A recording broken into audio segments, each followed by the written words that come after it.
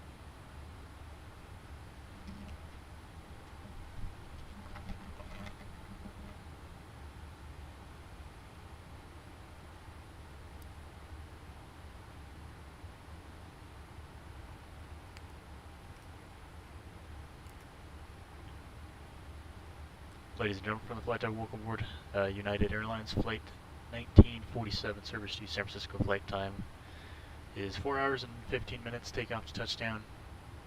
San Francisco weather showing overcast skies, temperature 55 degrees Fahrenheit. Should be pushing here shortly on our way, waiting on our final paperwork. Thanks again for here at United Airlines, and welcome aboard.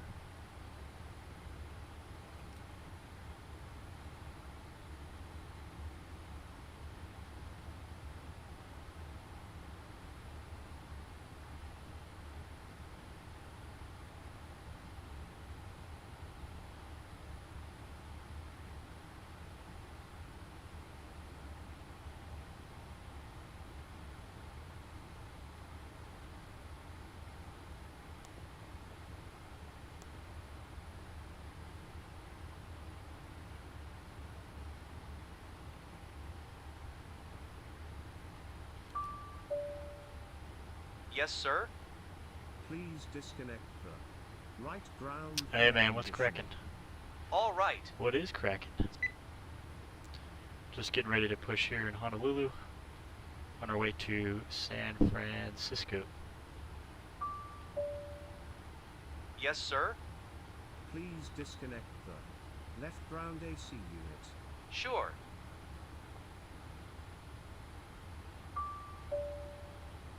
Yes, sir? Please disconnect the primary GPU. I'm Affirmative. doing good, I'm doing good. Stop it immediately. Thanks for asking. How are you? I am here. Already on it. I'm doing fabulous. A little bit tired, but I'm doing fabulous. Listening? Please disconnect the forward luggage loader. Sure.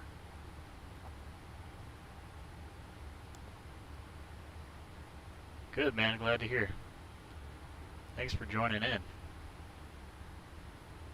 Get to fly the 777. It's a good airplane. I haven't flown it in a very long time, so I just got this add-on yesterday. And yeah, did a test flight into Honolulu, and now I'm gonna do a test flight back. But so far so good. Good airplane. We need that hatch closed. Yes, sir.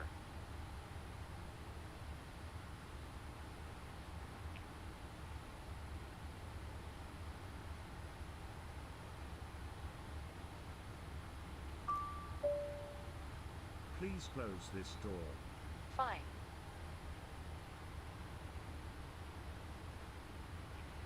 All right, we're getting all the doors closed, and we're gonna arm everything and Doors to rock and automatic. roll. Affirmative. All doors armed. Cool. Doors look good.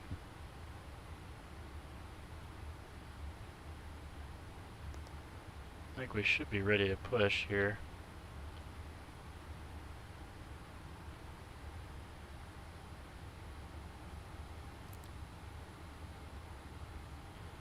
Our lights, gas.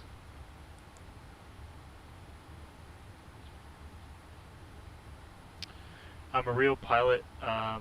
Yes, I'm a flight instructor right now, so I teach people how to fly airplanes. And I did get hired by a small airline last November, but we're waiting on class dates right now. Class dates right now for first officer have been pushed back almost a year. So even though I got hired in November, it's been the class date. They're telling me to expect a class date in November. So that's a whole year of waiting. I hope it's sooner, but the hiring environment right now is not super good. But yeah, I'm on the APU right now. So APU's running right here, and I'm on United Airlines. So let's get the pushback. So they're gonna come up to the airplane and they're gonna push us on to taxiway Zulu. I think that's Zulu right here. And we'll taxi out to runway 8 right. Zulu, yes sir. Yes sir. Kind of just going with the flow right now, and you know, whatever happens happens at this point. But I like streaming. I like doing this stuff. VATSIM, you know. It's a good opportunity to teach and do tutorials and just have fun, you know. I like doing this. I do this stuff anyway, so I'm like, you know what? Maybe I should just stream it so that way people can see. This will be a 3-person wireless headset push. Alright, we're going to run the checklist. Shutdown checklist. Adiro, So let's go to pre-flight. Flight checklist. Adiro, off. Alright, so all this stuff is good. Let's reset. Pre-flight checklist, please. Oxygen, tested 100%. Tested 100%. Flight instruments. Set. Checklist complete. Before start. MCP, Cockpit doors closed and locked. MCP V2 159, 151 heading, 140 on departure, initial altitude Set. 10,000. takeoff speeds. 134, 141, 151. Set. CDU pre-flight, completed. Completed. Trim, Trim is 5.0 units. Before start. trim. Set.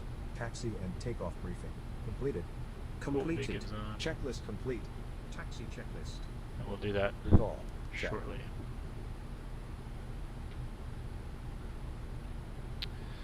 Alright, let's get rocking and rolling. I'm going to go ahead and release the parking brake. Boom. Let's get pushed. And we'll start up engine 2 followed by 1 once we get pushed onto Zulu. And yeah, we'll taxi via Zulu Thank you very much. and Alpha all the way to runway, or all the way to Juliet, and then Juliet to 8 right. That'll be the game plan.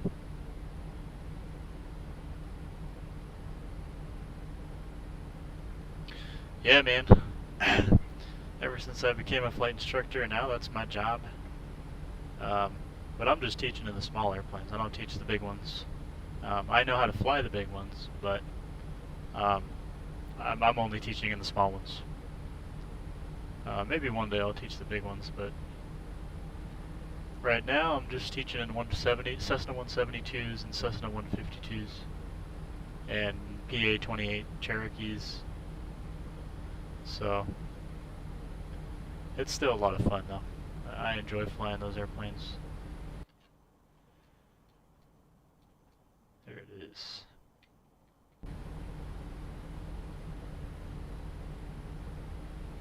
Good, man. 13. I did my intro flight when I was 13. The first time I flew an airplane, 13 years old. That's how it starts, man. You start young, and eventually it turns into something really cool, you know. Like, I think when I was 10 was actually the age that I was when I figured out I wanted to fly airplanes. I was very young. I got very lucky. That's not very normal for people to know what they want to do early in life, but that seems to be a common thing in aviation, where they get what people call the bug, the flying bug, and you know, people like us, who, you know, we're so motivated and we love flying so much, and eventually we'll do it as a job. You know, you gotta put in a little bit of hard work, but we'll get there, you know. That's the parking brake. Here we go. Parking brake is set, and we're going to start engine 2.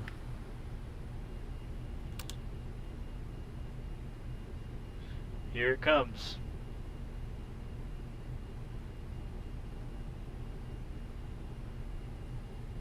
Yeah, it's hard to do. It depends on what country you're in. The U.S. there's a lot of small airports around, so it's easier to find. I'm not super familiar with India per se, but Indians are pilots too. There was a guy that I flew with that he wasn't from India, but he was from Sri Lanka, and we were in multi-ground school together.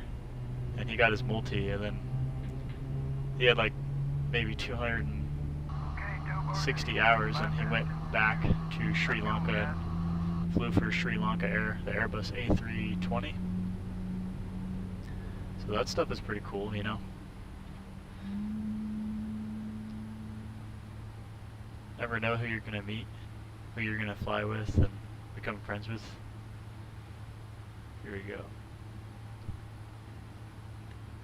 Start 1.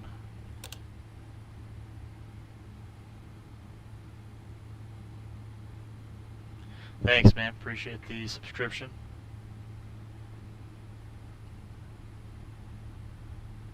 I try to upload as much as I can. It's been kind of hard lately just because I haven't flown within the past week. But I'll be back flying this next week, so I might come out with another short, YouTube short or something. We'll see. I don't really have a set schedule or anything. I just kind of upload whenever. I try to do at least one short every few days, but we'll see. No set schedule or anything, but the streams though are pretty consistent, at least, you know, when I can. This is X-Plane 11. Alright, roll back. Both. I fly airplanes and I'm a flight instructor. I do both. I teach a variety of students. I teach private pilot students. I teach instrument rating. I teach commercial pilots. I teach CFIIs, because I haven't been an instructor for more than 2 years, so I can teach CFIIs, so certified flight instructor instrument. Those are the people that I can teach right now. And I can teach sport pilot and recreational pilot as well. Alright, flaps 5 degrees. Control check.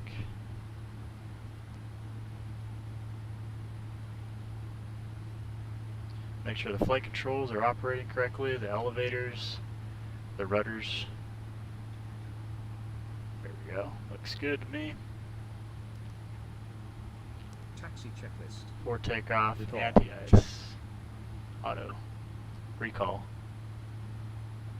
Checked. Flight controls. Check. There we go. Flight controls check, Checked. ground equipment is clear. Clear. Cleared. Checklist complete. Before And takeoff checklist. takeoff checklist, FLAPS 5. After takeoff checklist. Alright, looks good to me. Now that we have the engines running, we can go ahead and shut the APU off. APU comes off, turn the taxi light on, we'll get the dome light off so we can see outside. Brakes are released and we are going to start taxiing to runway 8 right.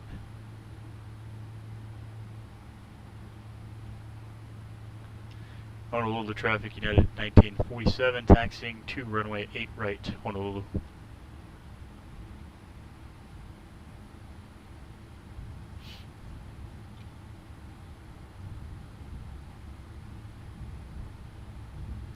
Yeah, man, come be my friend. I got an Instagram too if you want to add me on there too. Still the same username, JetFuel1996, or my actual name, ChaseFuel. But yeah, man, if you ever want advice or anything, I can't really speak for India just because I'm not familiar with India, but as far as flight training goes, or, you know, aviation is the same everywhere as far as the fundamentals, right? Airplanes fly the same everywhere, so I could teach those things. The science behind everything, the theory behind everything, weather, systems, and then airspace is subjective because it depends on the country you're in. Yeah, nav lights right here, that's what this one is. The nav lights, those are on. Those remain on whenever there's power on the airplane. So, for example, ground power or APU.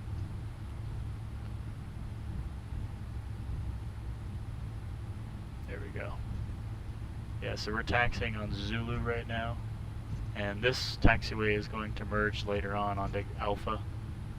Then we're going to continue on Alpha, and we're going to make a left turn on taxiway Juliet, and we're going to cross runway 8 left, and we're going to taxi to runway 8 right. I'm going to turn the terrain radar on now that the ground equipment is clear.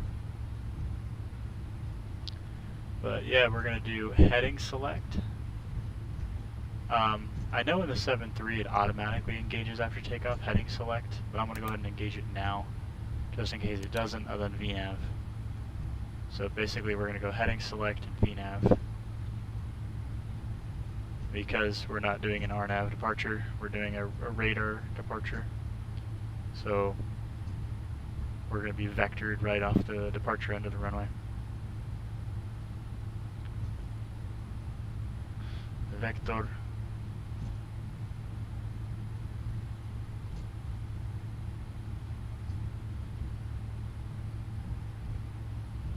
Do recall.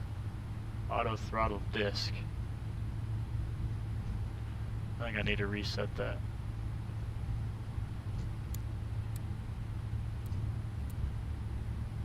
Should be good now, right? Yeah.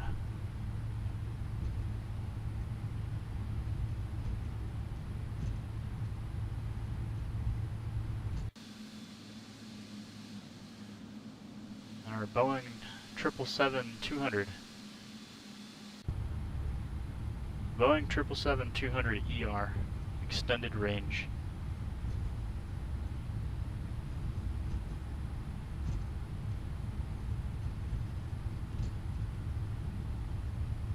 Yes, yeah, we got baby Olive. She's in a better place now. Yeah, she passed away, I don't know, it's been a few months. It's been at least 4 to 6 months. I think maybe 6 months ago. It's probably when she passed away. But she was a good cat.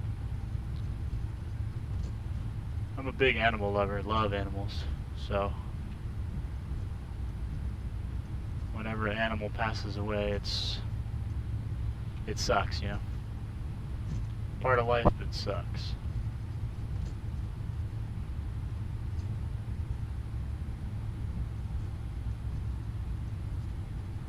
Yes, for sure.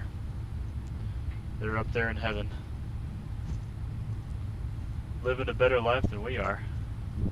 I mean, I love aviation, but you can't beat heaven, you know? That's a whole nother level. Same here, same here. I don't like the rattlesnakes.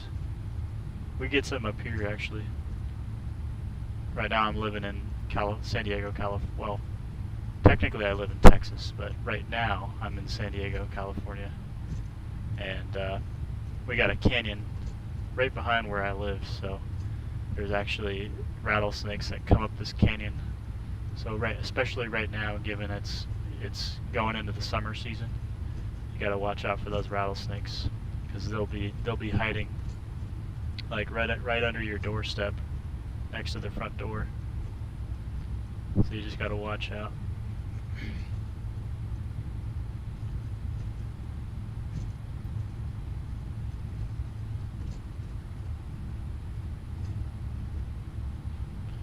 Now we're taxiing nice and slow.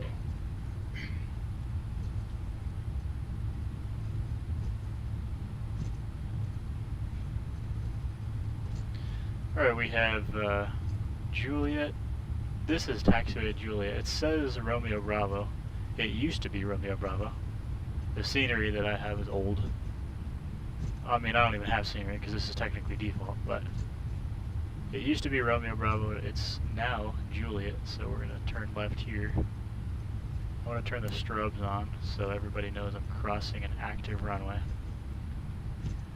Honolulu traffic, United 1947, heavy taxiing across runway 8 left on Juliet, Honolulu.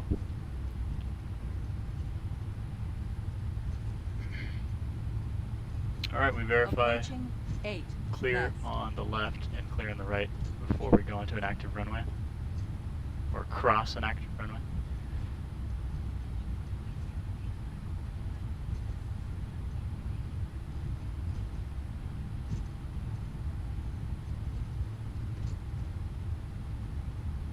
No. I mean, I guess they could, but I've never heard of that happening, where a snake would crawl up on you. Well, the only time actually I heard of that happening was at my dad's house, like 20 years ago.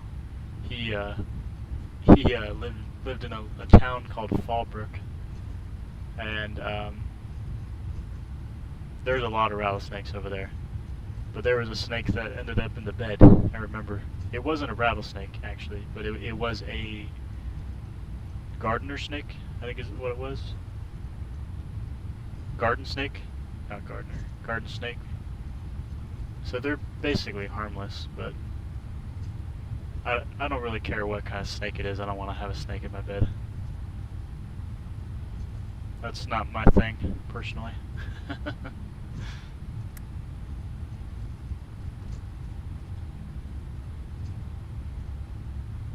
Yeah, then when I lived in Honolulu, in Hawaii, we had geckos that would crawl into the living room, like on the walls and stuff. They're pretty harmless. They actually will help. They'll actually eat the bad stuff. So you kind of want to keep them around. Then of course, you know, the cockroaches. We don't really see a whole lot of those here in California, but you will see them in the tropical places. Like Hawaii, you'll see them. You can't get rid of them. They're just a part of life there. You might see them in the kitchen, you know, running around. There's really no way to get rid of them because they're just a part of life there, you know. Same thing with the Philippines. Spent a lot of time in the Philippines because that's where my girlfriend lives.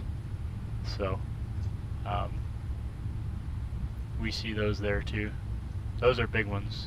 Hawaii has big ones, and then the Philippines has big ones. I would imagine the entirety of Southeast Asia has the big ones, you know.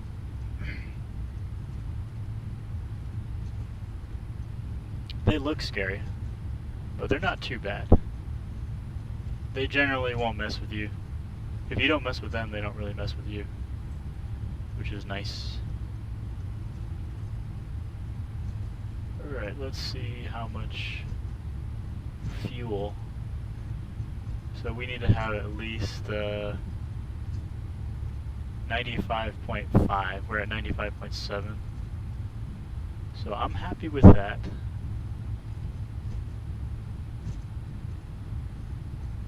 We're going a little fast on the taxi, but that's alright. We'll slow it down here shortly. Final is clear. Let's get our lights on. Approaching 8, right. Wing light. There we go. Honolulu traffic, United 1947 heavy, departing 8 right, Honolulu.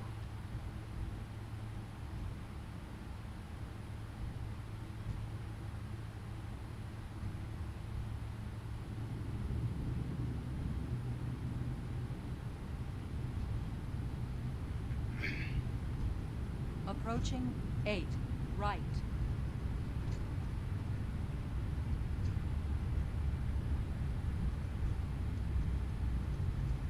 Bay right verified. On runway 8, right. Set takeoff thrust 90.0.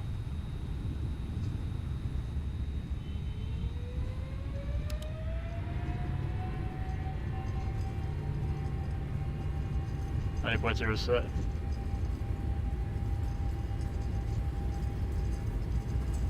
$80 knots.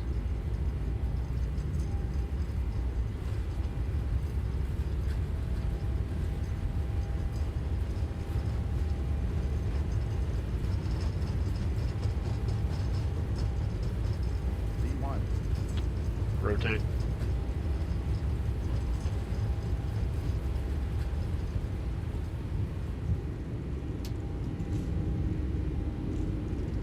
Positive right landing grip.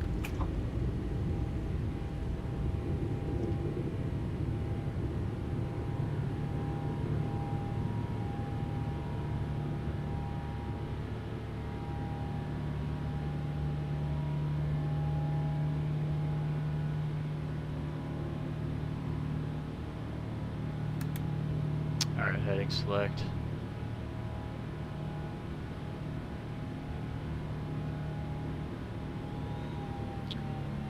Fleet, climb thrust, FLAPS 1.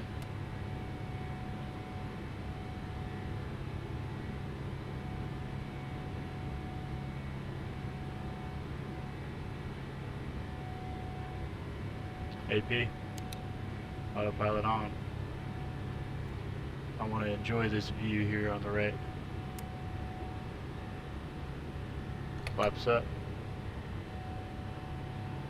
Look at that, downtown Honolulu.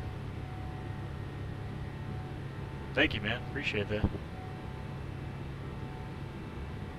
And you got Diamond Head right here.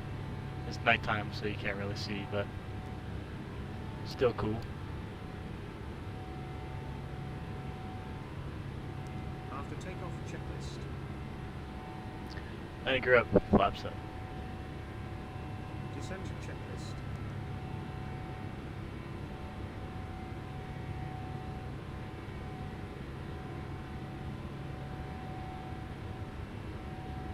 Alright, MKK. Execute. LNAV.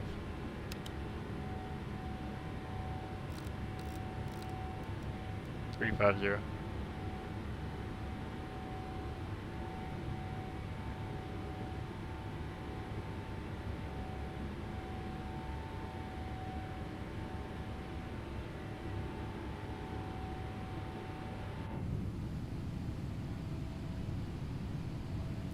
That's what it looks like from the passenger's perspective.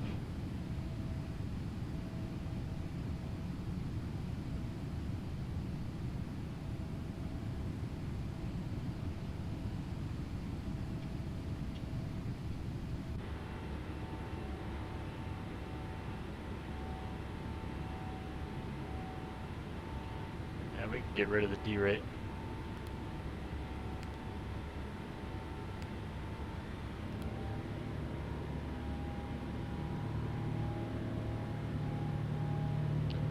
will climb like a rocket ship.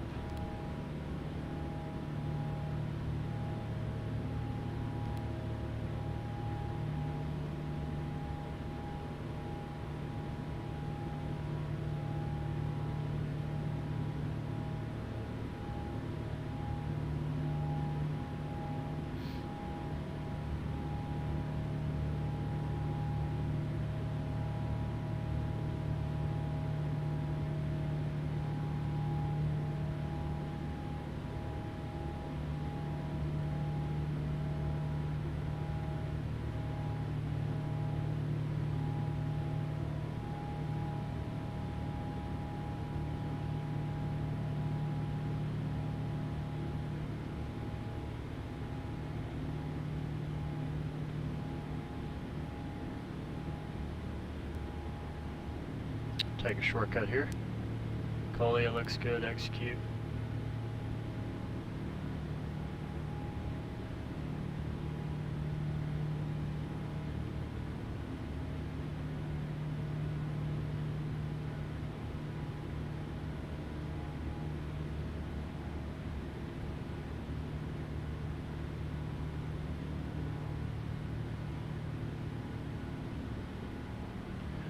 Yo, yo, yo. Like model airplanes? I have a couple, yeah. I have a couple, like a 172 and a Cherokee, and then a Southwest 737-800. I have a model of that one too. I think just three models.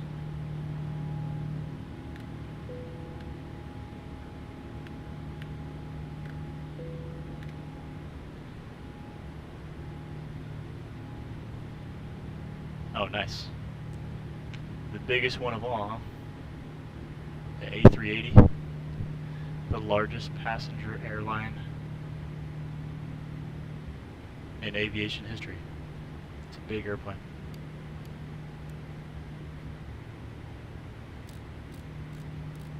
I've actually been on one.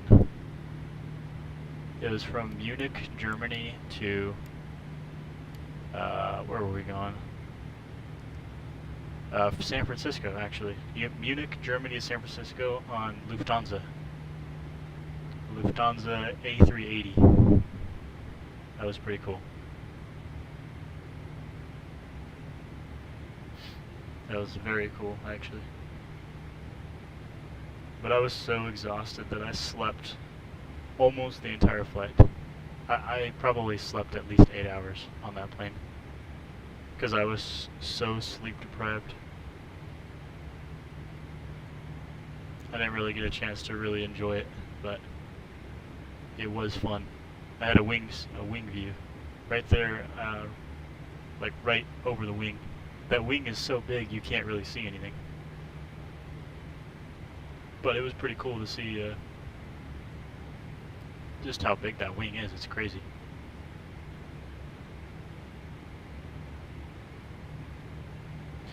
Yeah, I mean, at least we still have 747s around.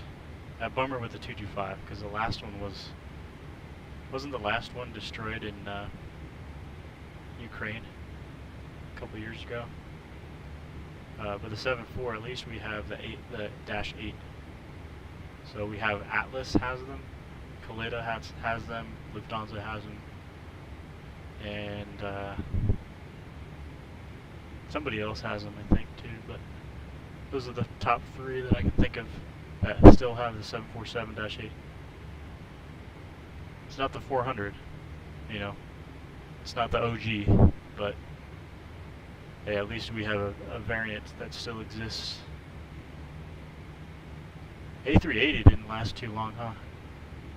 They're not even making them anymore. That plane only lasted like 10-15 years, right? For how big it is? Maybe it's too big. I wonder what the reason was.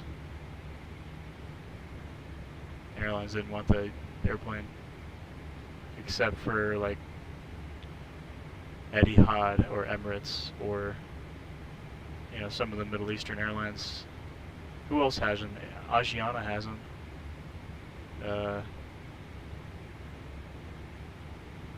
All Nippon has them.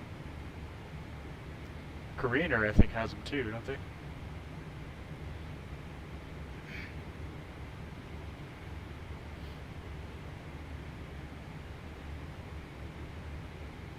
And you can't go wrong with the good old 777.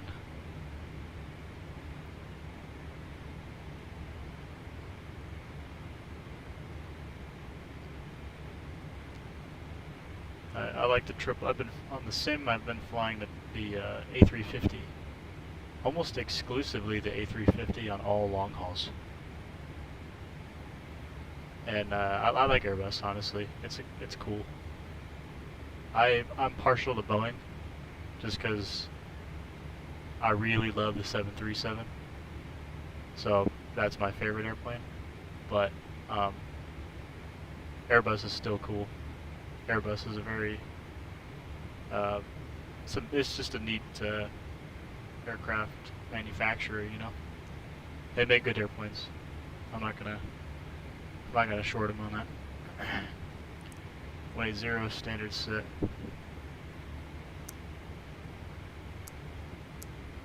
The only thing I don't like about the Airbus is I don't like the side stick. That's probably the only thing I don't like about the Airbus. Everything else is really cool. But then again, if you didn't have a side stick, then you wouldn't have the tray table to make it easier to eat. So I guess it's all just give and take, you know. As much as I love Boeing, it's freaking ridiculous to try to eat in a Boeing. You're just basically putting it on your lap. And then you have your yoke. I love the yoke, but when you're trying to eat, it's not ideal.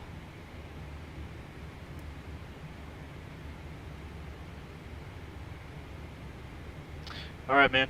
Thanks for joining the stream. We'll talk later, man.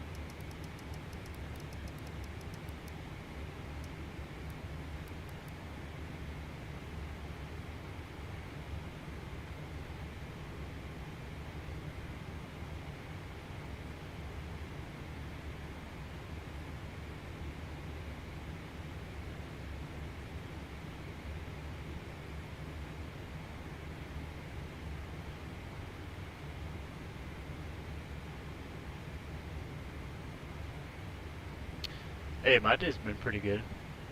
A little tiring, but it's been good. It's not too shabby. How about you? How's your day going? Hopefully not too bad. Or fun. Hopefully fun day. Today was actually pretty good for me. I went on a hike in the morning. I did,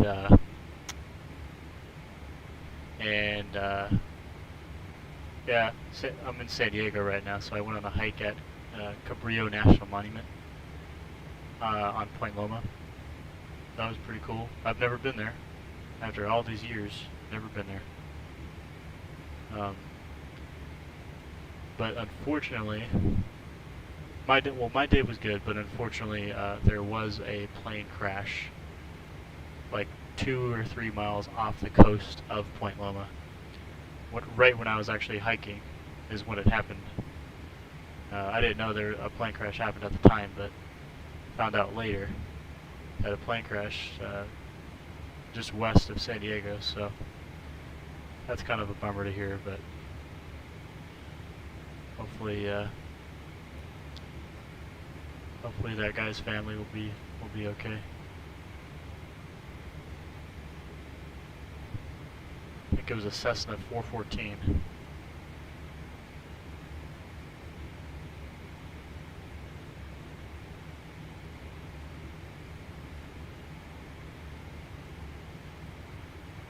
Let's see, copy data. Landing data, here we go. I'll put landing and data in here. Where are we landing? San Francisco?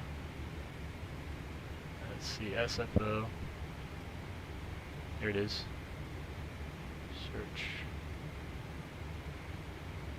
And we're gonna land on the right side. Flaps 30, yeah, let's do flaps. Actually, I kind of want to do flaps 25 because I haven't done it yet. Landing weight is going to be what? 422.6. Let's throw that in there. Oh, that's it. That's already in there. Calculate it. That looks good.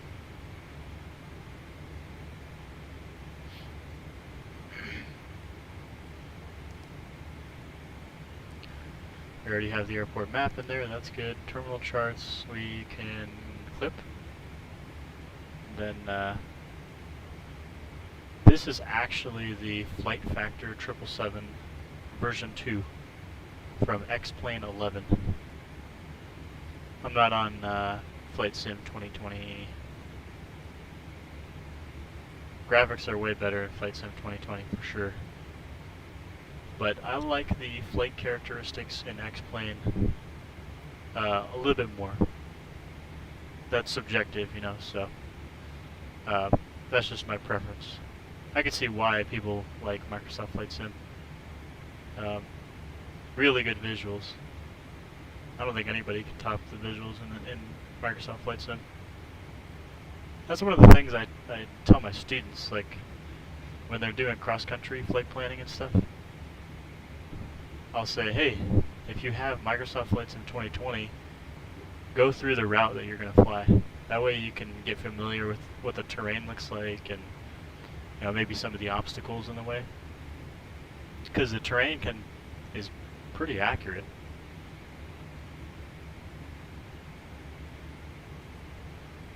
I do love Microsoft Flight Sim 2020. I just love X-Plane 11 a little bit more. But edit clip.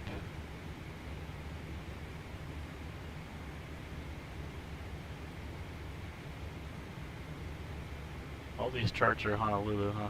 Yeah. Cancel changes. Here we go. San Francisco. I want to, let's see, route setup. It's already in there.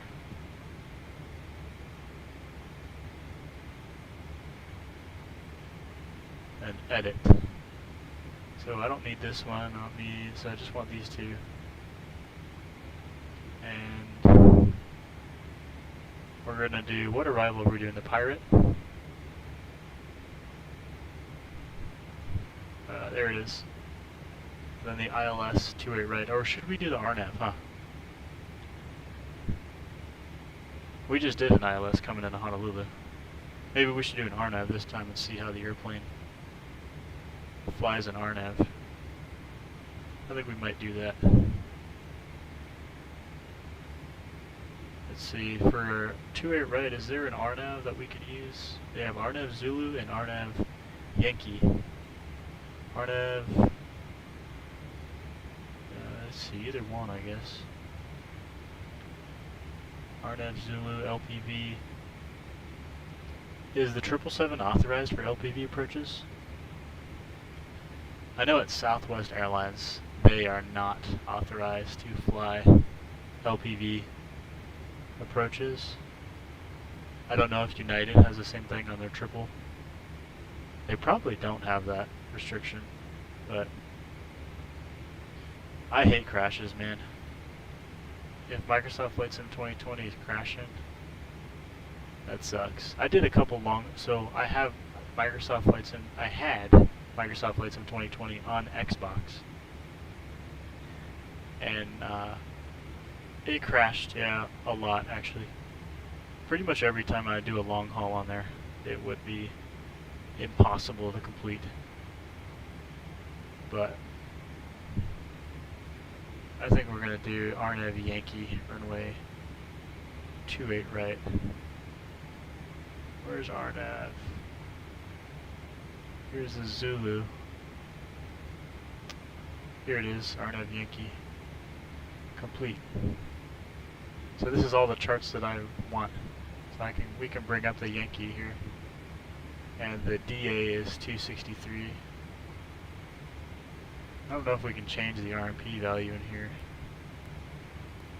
On the 7.3 you can put it right here in the legs page. There's like right here basically. But I don't know how to do it in the triple. That's alright.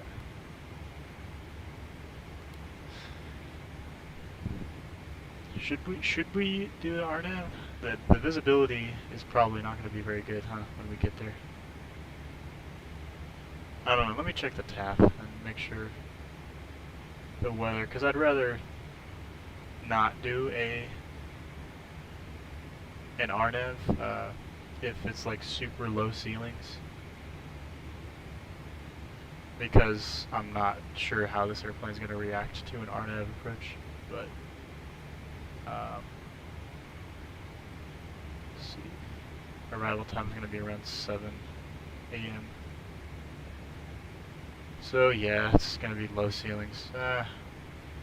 We'll just keep it the way it is. We'll do an ILS. We won't do the RNAV, just to keep it safe. I'd rather do something that I know the airplane can do without a problem, if we're going to land in low ceilings. So here we are, 350.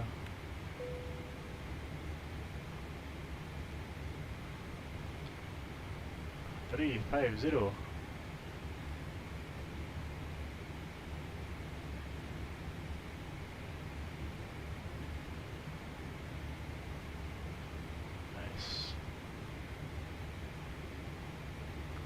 Yeah, so we did a turn. We flew from San Francisco to Honolulu. And then we turn around and we're going back. And now we're doing the red eye. We're getting some use out of this airplane. I just bought this add-on like last night too.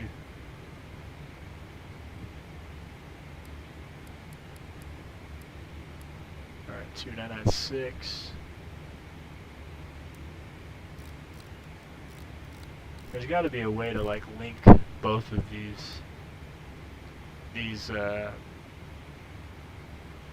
borrows from like the FO side and the captain side. If you can link both of them, then that would be much more ideal in a single pilot operation here on the sim.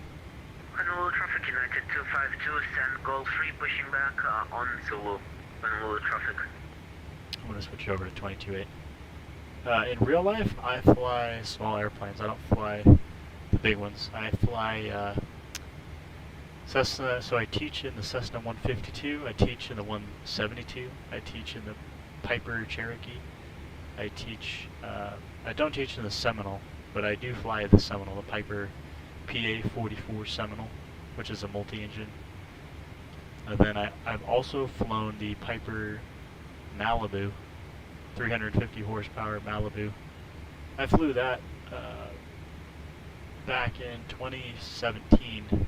There was a guy who was working for a construction company, and this construction company owned an airplane, and I got to sit right seat on the way up, back and forth from San Diego to San Jose, California. Every weekend we would be going back and forth, flying the Malibu up, and I was pilot flying on every single leg. So that was a good experience. It was a lot of fun. I don't fly any jets. I got hired by an airline, a small airline, to go fly a Cessna Grand Caravan, a Cessna 206 Grand or a 208 Grand Caravan. I got hired back in November, but they've pushed back the class date a whole year, so now it's just the waiting game. But I'm in the Southwest Airlines pilot program, so eventually I'm going to go to Southwest Airlines. I actually worked for Southwest on the ground, so I worked for them loading bags on airplanes for 6 years. I loaded bags in San Diego, that's where I started. Jumped around to Honolulu, jumped over to Denver, jumped over to Phoenix. So I worked in a few different stations for Southwest on the ramp. Did that for 6 years, and then ended up joining a pilot program. So now I moved to Texas, and I'm in Texas. I'm a flight instructor in Texas. Right now I'm not physically in Texas, but I'll be going back to Texas later on today, actually. Monday. Today's Monday, right? Yeah, I gotta fly tonight back to Dallas on Southwest. I don't want to go back, but I have to, so gotta go to work, you know. Never flown the Bombardier, man. That would be awesome, though. Bombardier. Oh, man. Any of the corporate jets would be fun to fly. I'd like to fly the Gulfstream, the 650 ER. That thing looks awesome. All the Gulfstreams look awesome. The G4, the G5. Even the older one, the 280 is probably cool too. I think Gulfstream's a pretty well-made airplane. The Citation 10 looks pretty cool too. Hey, if anybody hired me to go fly any jet, or anything at all actually, I would take it. So, I mean, heck, I took a job flying a Caravan, right? It'll be fun. Pay's not very good, but it'll be fun and a good experience. So, but I've been flying recreationally for, let's see, I got my private pilot in 2014. It's 2015. What year is it? 2025? Yeah. So it's been 11 years. I've flown recreationally for 10 years, and then I finally decided to make it into a job. And I got my CFI and CFII, so now I'm a flight instructor. Building more flight time much more quickly, because when you're paying to fly, you can only build so many hours with your own money, you know. So it's nicer now because people are now paying me to fly. So that's a lot nicer than paying to fly. And when you get to that point in your career, it's like, it's a game changer, you know. Because now I see flying as, it's still fun, but it's also work at the same time.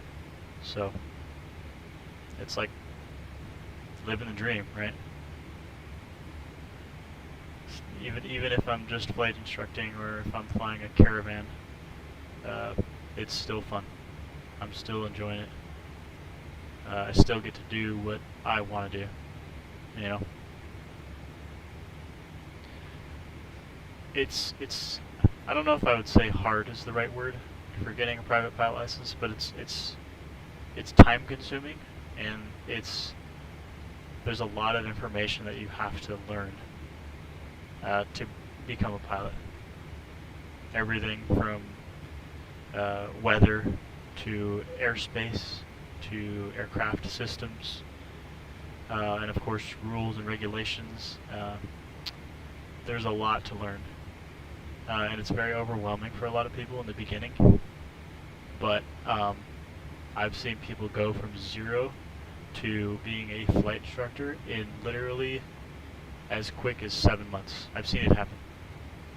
I know a guy that did it in 7 months. I think his name is Michael. But that dude is crazy. He had the drive to do it, you know. He's the only one I've ever heard of that got it done that quickly. And the only way that he was able to do it was because he was working at, or not working, but he was training at a Part 141 school. You can train two different ways in the U.S. You have Part 61 and Part 141. Part 61 is sort of you pay as you go, and you sort of train at your own pacing. There's no timelines. There's no lesson. There's no like structure. Let's just say that there's no structure. There's no outline. There's no syllabus. There's no time frame of like, oh, you need to have this done by this date. You know, it's just you're just progressing on your own timeline. Part 141 is different. Now you have ground school, so you're actually going to the flight school to go to ground school for 2 or 3 hours. Also, you are following strict lessons that you do. Every flight that you do is lesson 1, then flight 2 is lesson 2, flight 3 is lesson 3, and then there's a list of things that are on that lesson. You get homework. But the good thing about 141 is, at least at the school that I teach at, is we have self-examination authority by the FAA, meaning that our check instructors have the ability, we have the capability to issue pilots certificates or conduct check rides in a way. It's not called a check ride in the 141 world, but that's essentially what it is. They call it EOC in the 141 world. But it all depends on how, you know, what kind of learning style you have. And 141 is quick. It's super fast paced. It's like a fire hose of information coming at you, right? 61, it's a little bit less stressful because you're learning at your own pace, but there's no self-examination type deal, right? Because you have to actually use an FAA DBE, and FAA DBEs nowadays, it's hard to get a hold of one, but even if you do, there's between a 3 to 6 month wait on average. Depends on what part of the country you're in, but it's hard to get a DBE. So that's kind of where the 141 self-examination thing becomes really, really enticing, is because you're able to get done so much quicker than if you did in Part 61. That's not always the case, but in most cases that seems to be true. What's going on? What's going on? I don't even know, to be honest. They posted a video the other day, I think, about it, and a lot of pilots are kind of giving it crap because it's like, I don't know if I see that thing ever getting in the air, you know? Like, not actually flying, but like, how the heck is United going to pull that off? Because how are they going to fly like LAX to San Francisco, and there's no room. The wingspan seems like it's too big to even fit at a gate area. It doesn't seem like it's economical, you know? It would be like if Southwest Airlines were to buy a 787 Dreamliner today. If Southwest Airlines were to buy a 787 Dreamliner today, it would not work, because the places that Southwest flies to, Oakland, Burbank, you know, Baltimore, Not saying that these airports can't handle the 787. Burbank can't, but some of those other airports. Not saying they can't handle it, but it's the gates that they use. They're not serviceable for those airplanes. Dallas Love Field, right? They're big headquarters. You can't fit a Dreamliner to there at the gates that they're using. Not to say you can't fit one at the FBO, but you can't fit one at the gates. All of those gates are built to only take a narrow body airplane. Yeah, probably less people, so they'd probably charge more for the tickets, and I don't know. It's hard to see it becoming a thing. Not to say it won't become a thing. It's just harder to see right now. But I mean, we've seen crazy things happen before, you know. So never say never.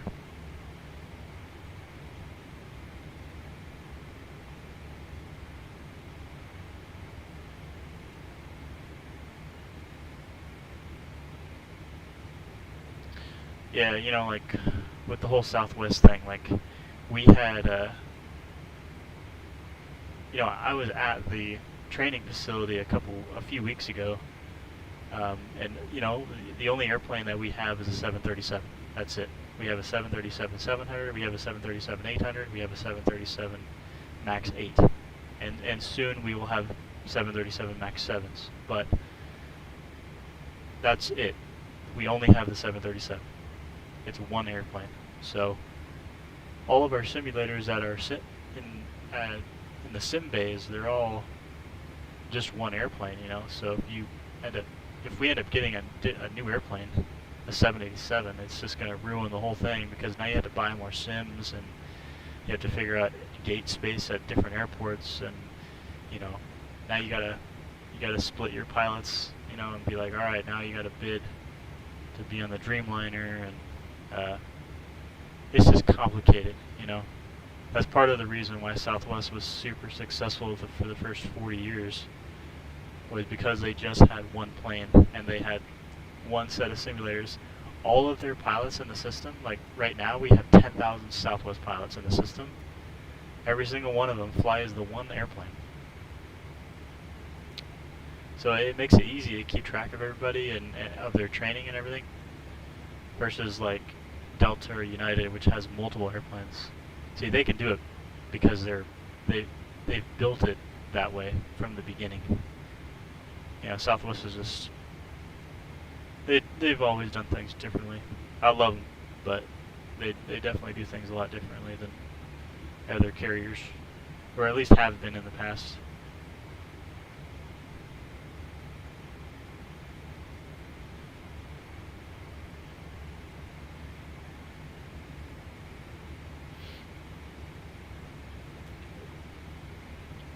One thing I like to do here is I like to put data.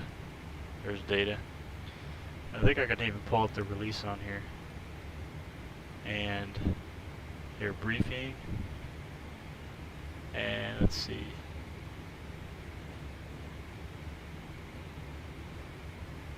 Maybe not. I have the release, but there's an ETP on there. So all of these flights here that are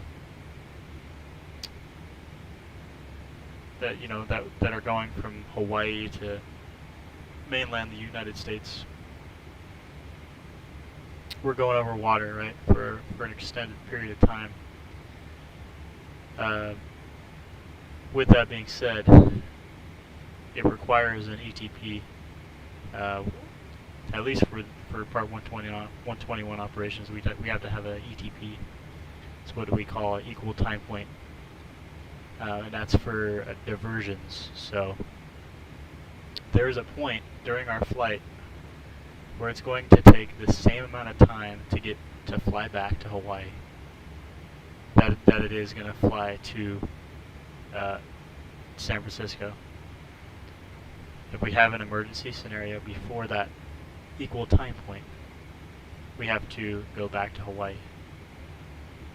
Or that would be the game plan, right? If we had an emergency after the ETP, the equal time point, then we would continue And it just depends on what the situation is.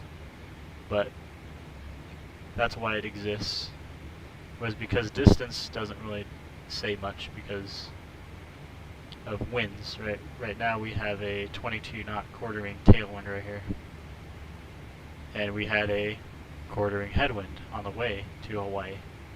So it's going to take us. It took us longer to get to Hawaii than it is for us to get to the mainland because we have this tailwind working for us right now.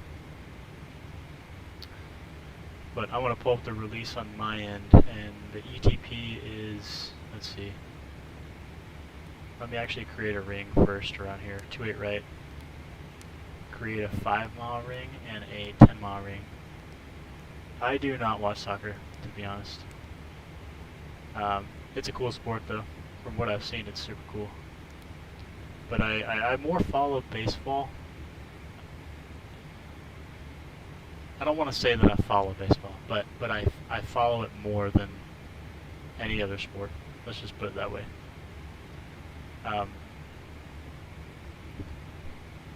Okay, so the ETP, let's see, from Hilo,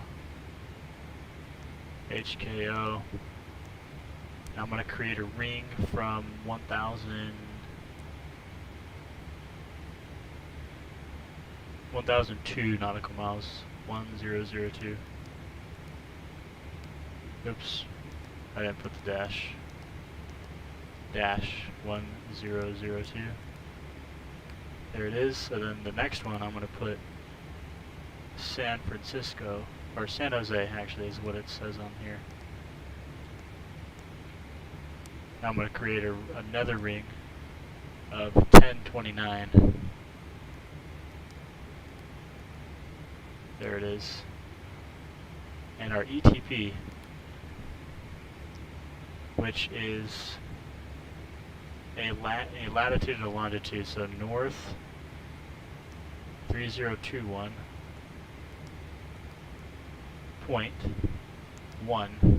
and then west 140.489, 49.3. Put that in there. There it is. And as we're flying, let's see. Execute. And go into plan mode right here. Plan mode. Go back to the legs page on the FMC and just step it down until we see the ring. There's the ring. So this tells us where our ETP is. This is our equal time point. I only created a ring for situational awareness. The ETP is what matters. And you can see it, there it is. 30 degrees north, 140 degrees west.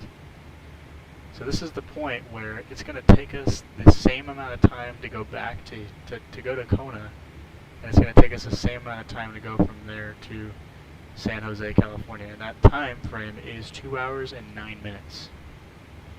Sorry, 2 hours and 46 minutes. So 2 hours and 9 minutes into the flight, we should be flying right over this point here. At which point, it's going to take us 2 hours and 46 minutes to go back to Hilo. It's going to take us 2 hours and 46 minutes to go to San Jose. Hopefully that makes a little bit of sense. But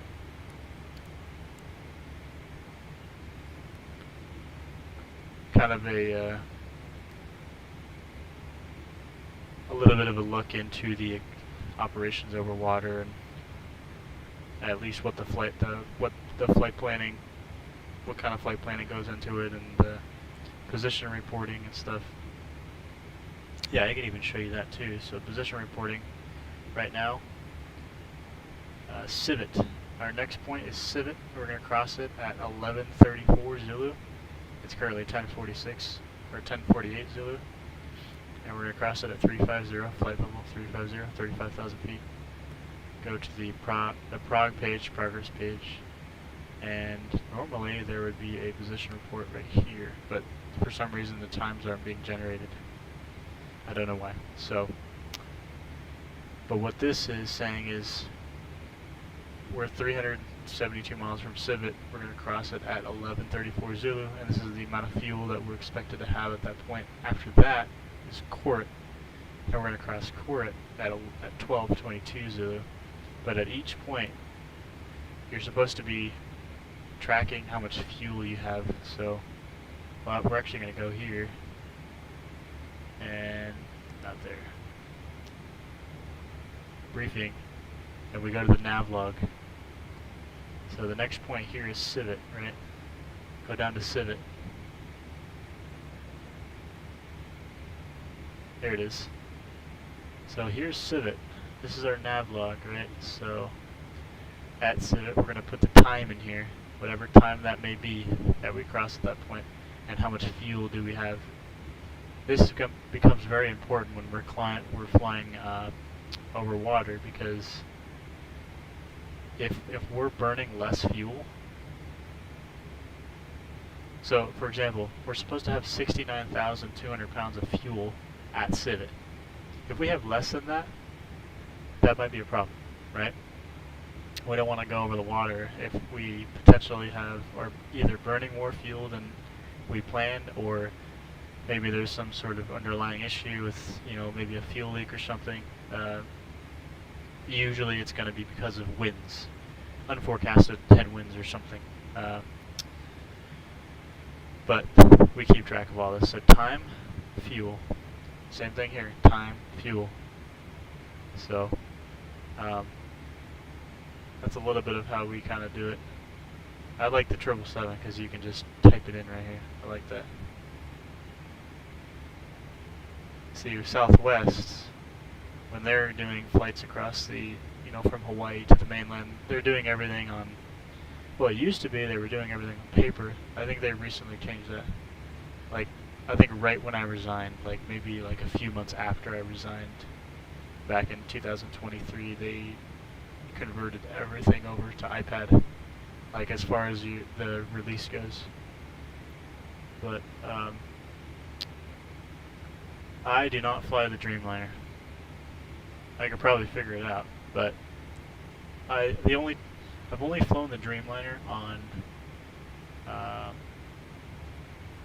FSX, Flight Sim X. That was years ago. That was a long time ago. I could probably figure it out, but it would take me a little bit of time to get acclimated in the jet, kind of like it is for this airplane here in 777. But I like the 777. I think it's a good airplane. The Dreamliner is also a good airplane. One thing that is noteworthy on this airplane specifically is they have, so with the 777,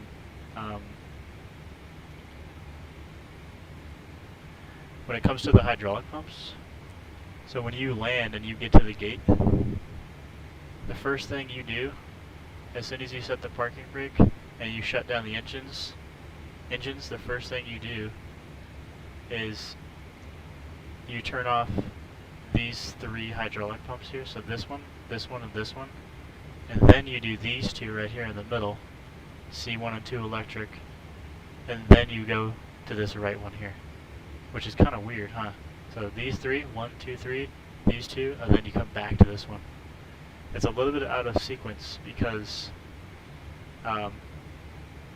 according to the flight manuals is the whole pressurization thing. So pressurizing these systems, kind of going with like the before start scenario. So this one has to be placed on first.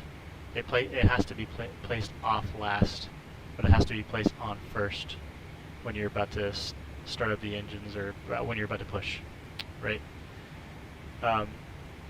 Because you need to pressurize the right system, right? Because if you don't pressurize the right system first,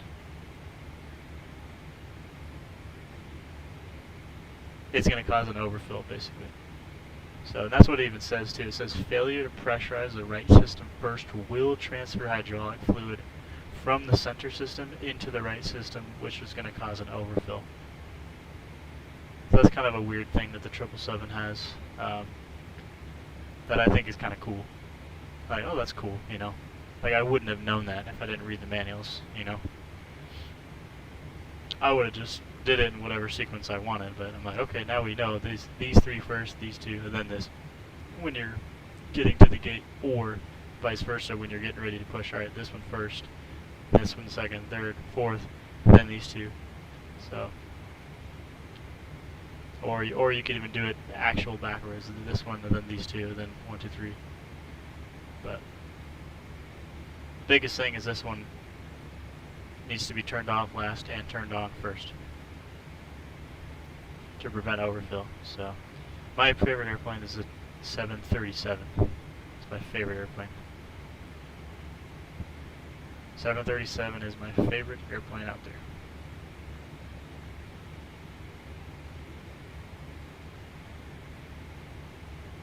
Partially because I worked on them when I was loading.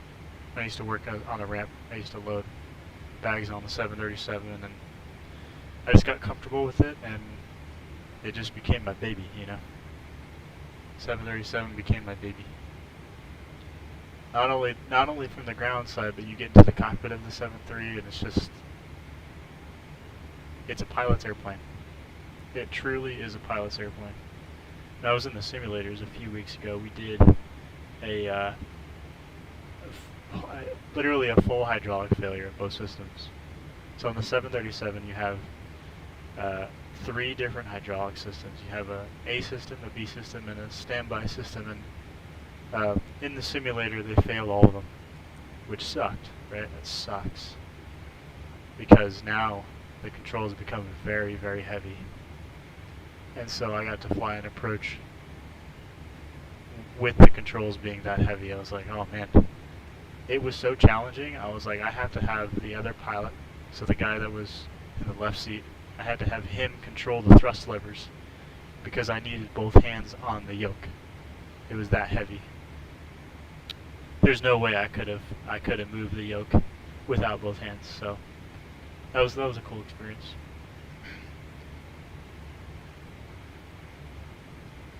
I was like, man, can you imagine having a complete hydraulic failure like that, plus an engine failure?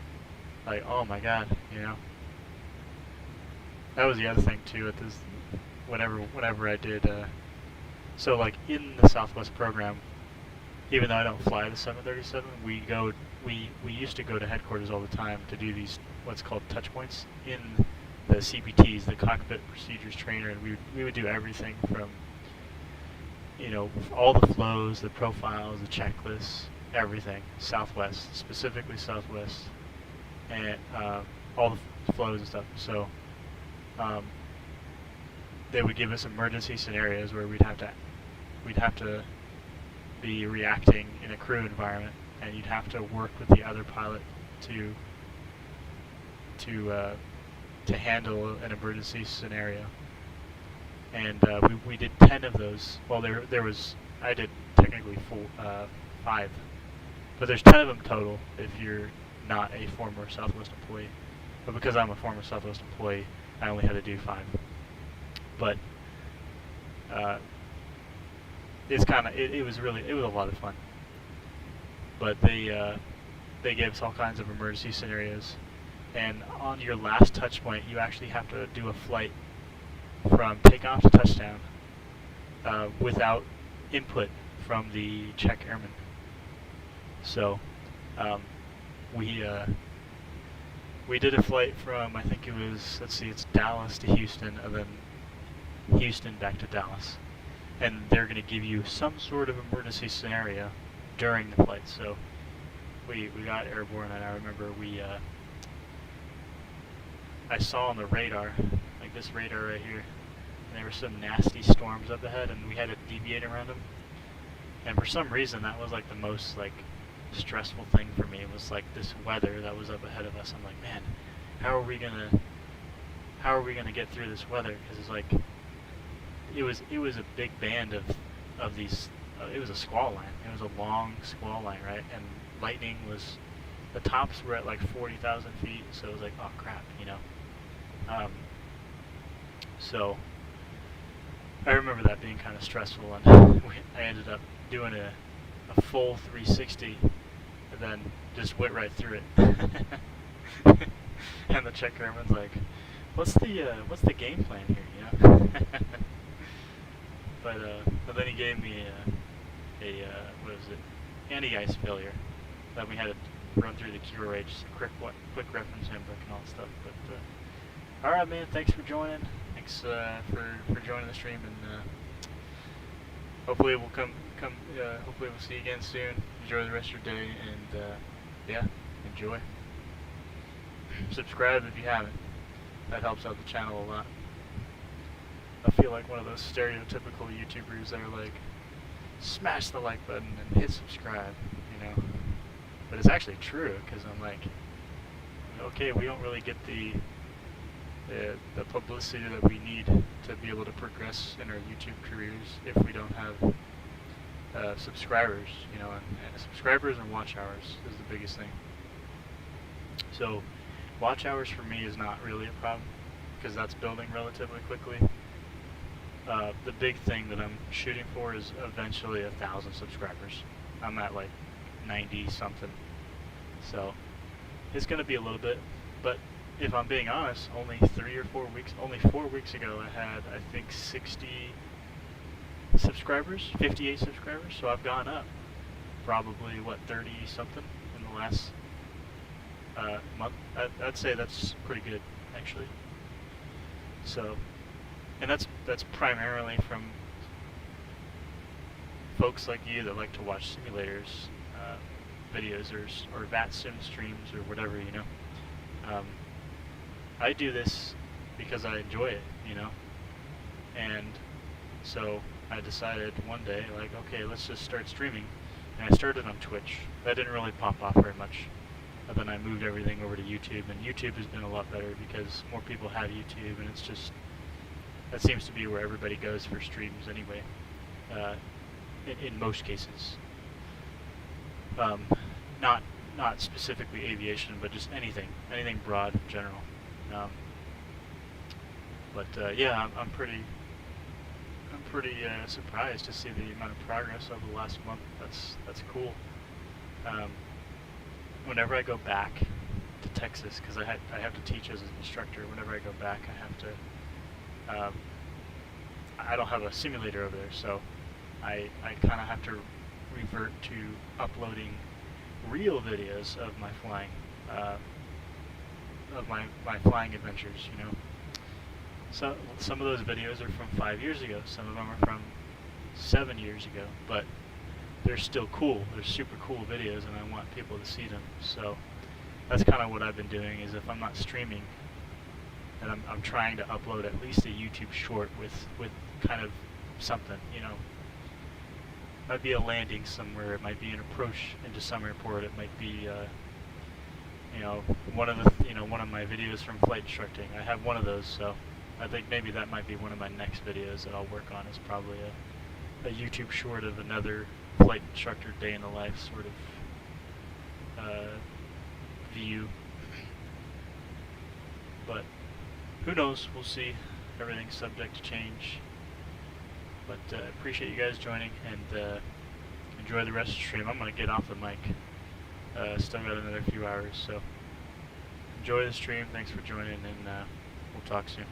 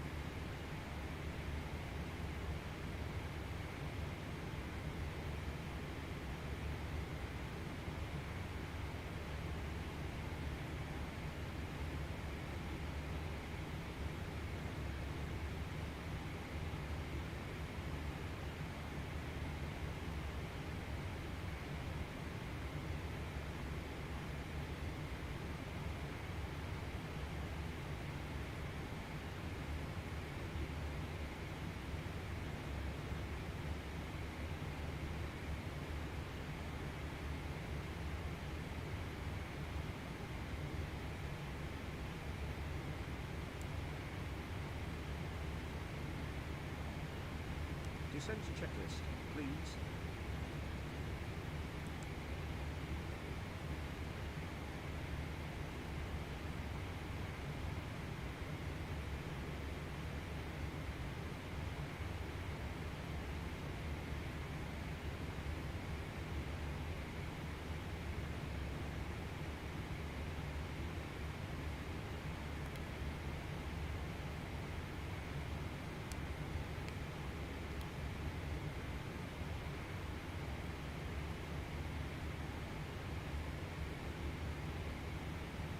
Approach checklist.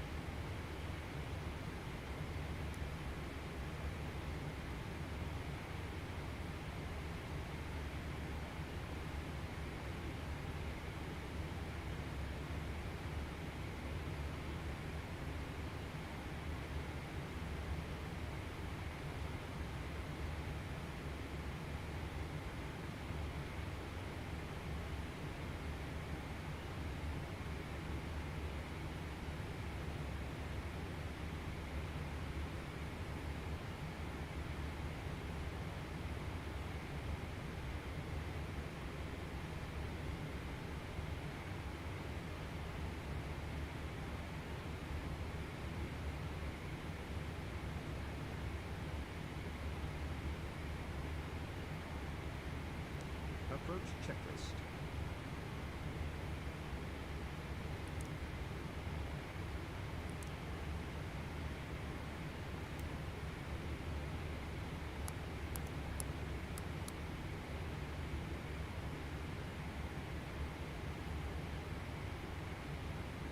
Before landing checklist.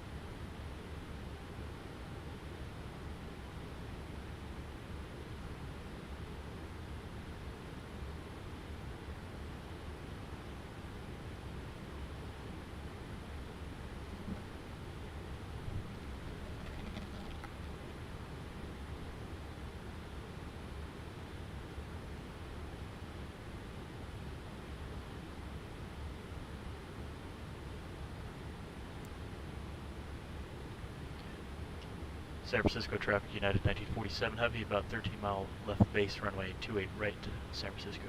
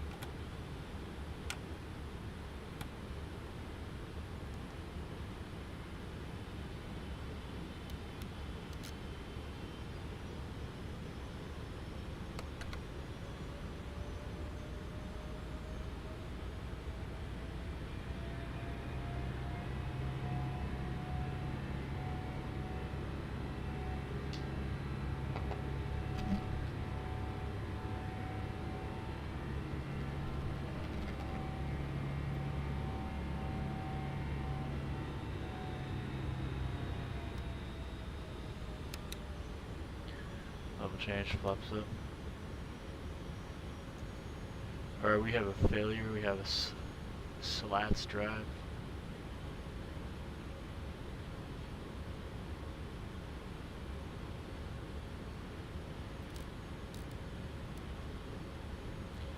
But we're going to figure out the issue here.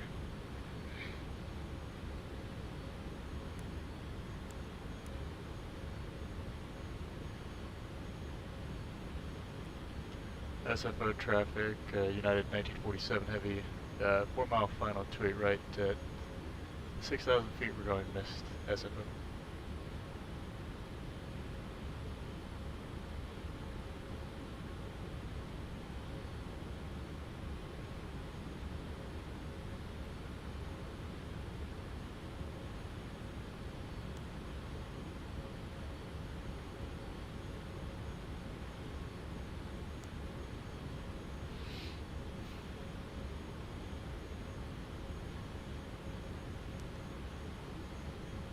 Slats drive non-normal checklist. Alright, we got a slats drive. Condition: the slat drive mechanism has failed. Do not use alternate flaps. Asymmetry and uncommanded motion protection are not provided in alternate mode. Ground proximity flap override switch.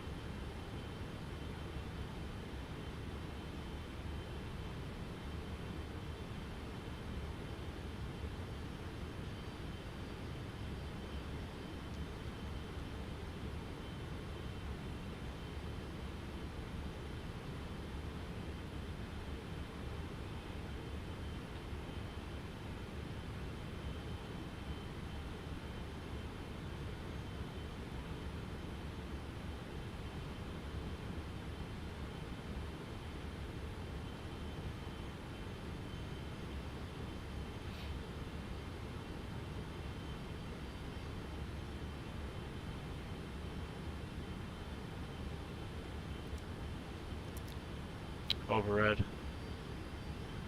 Do not use FMC fuel predictions with flaps extended, or with flaps extended. Do not use auto land. Use flaps 20 and VREF 30 plus 30 for landing.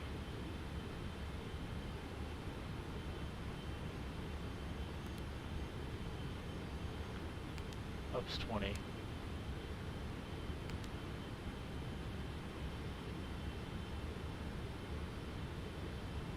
This gives better handling qualities when the slats are not fully extended. Do not accomplish the following checklists. Slats primary failure.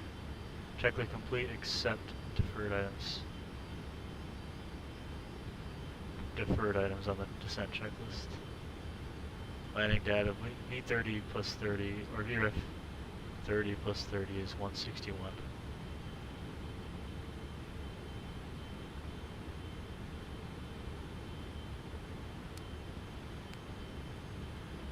Minimum set.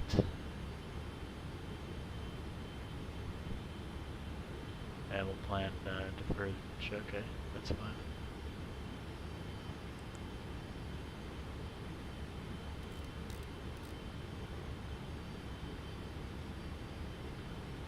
Alright, slats drive checklist complete.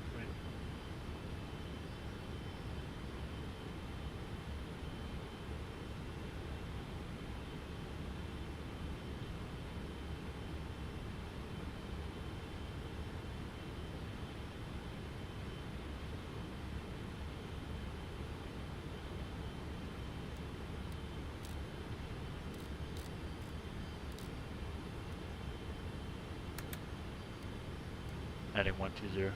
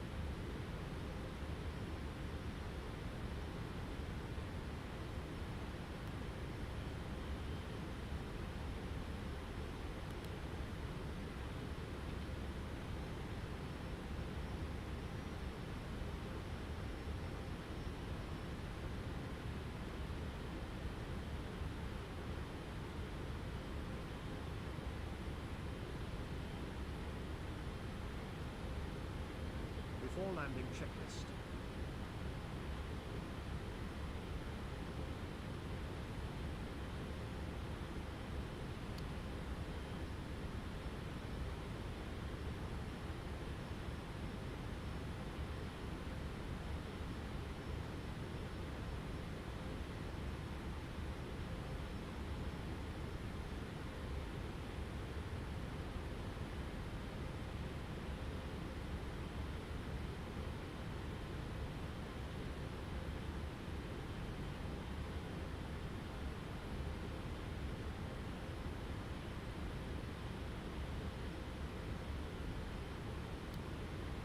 Oh, it doesn't feel level change.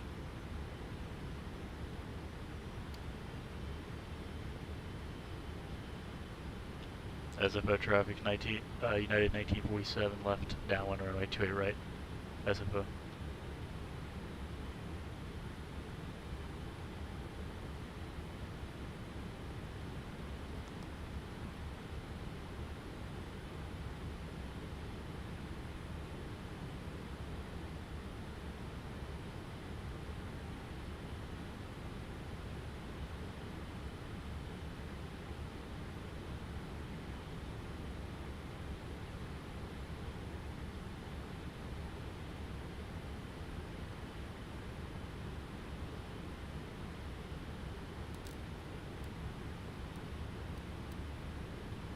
Heading 100.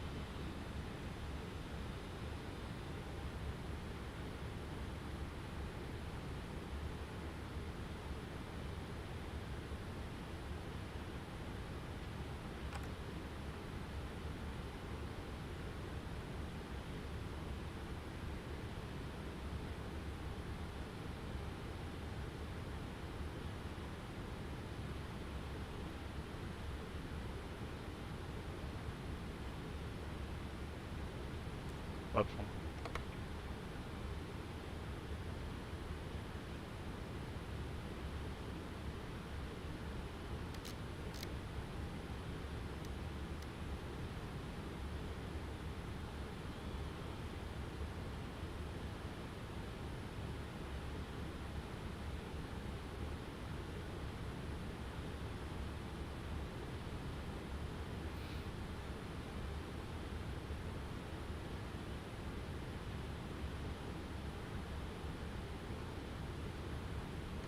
Up 5.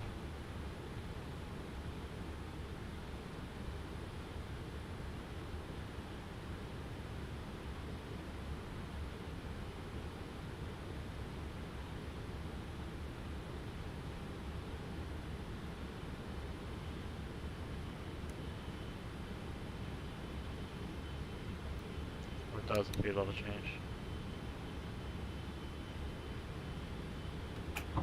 You're down.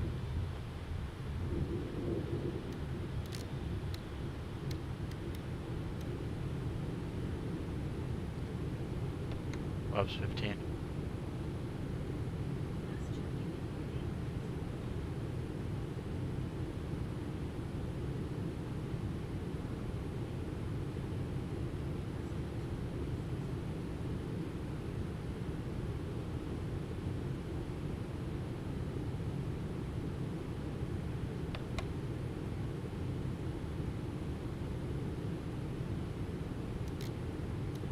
Loves 20.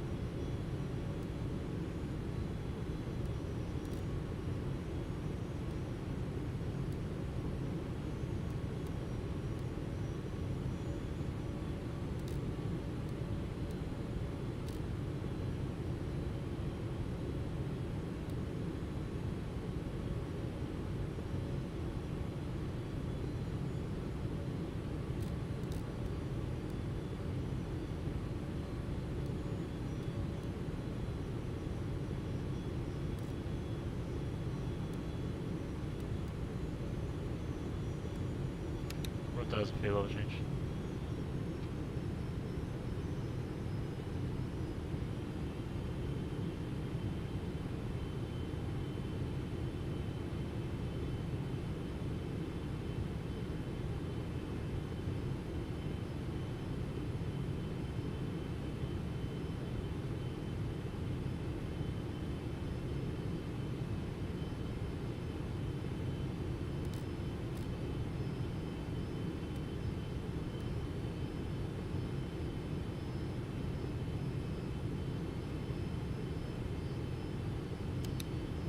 Closing.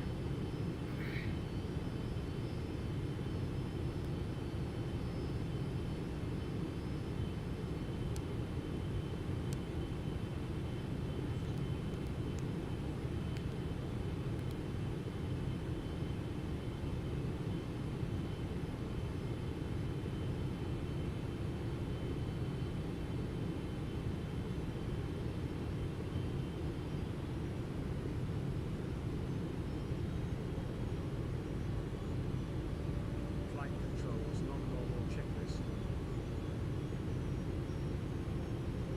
Landing checklist.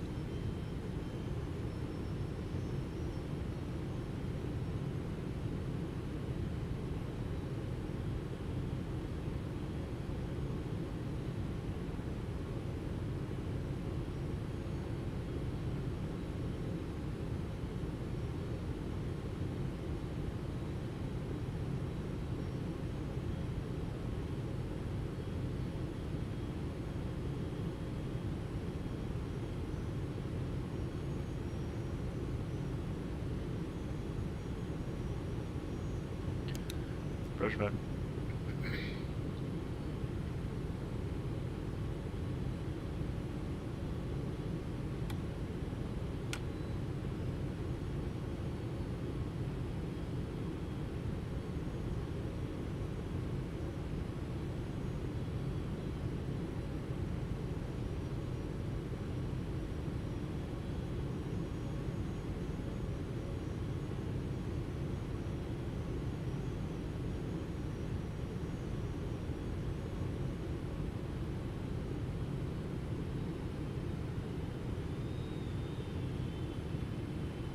Okay, airplane's not doing what we want.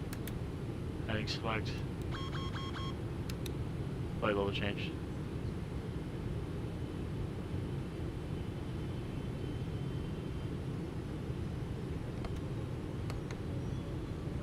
FLAPS 5, gear up.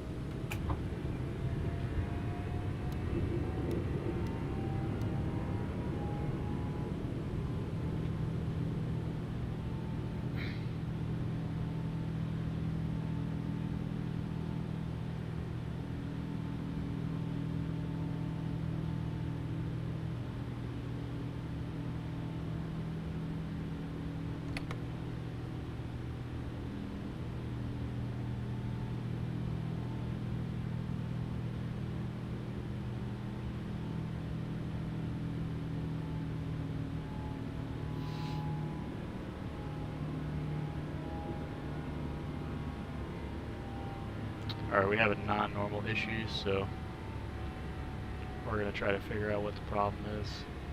We have a SLATS drive light. We already did the checklist. For some reason our flaps are not deploying past flaps 1.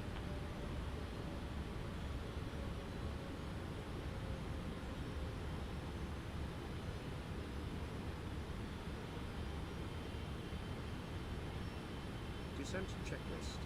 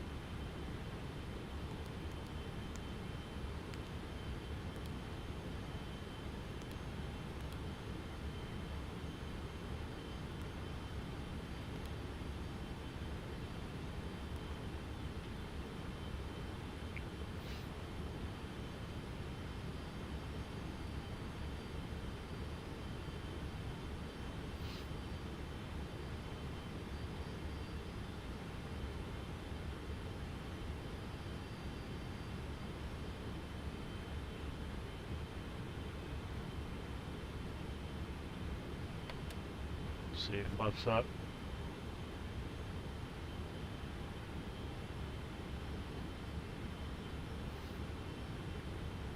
Okay, looks like they go up. Flaps 1.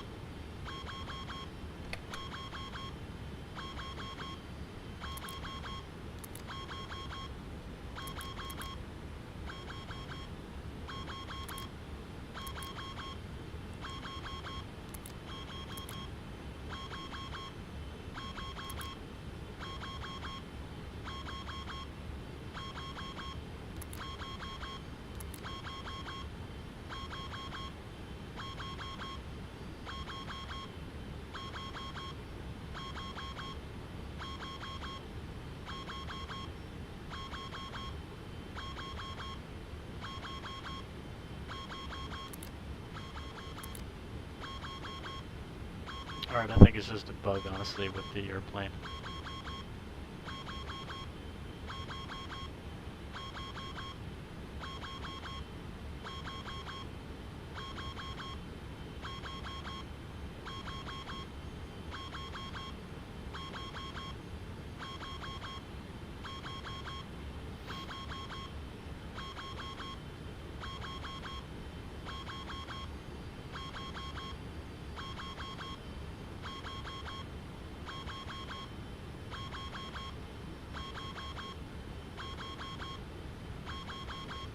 Flight controls non-normal checklist. Pre-flight checklist.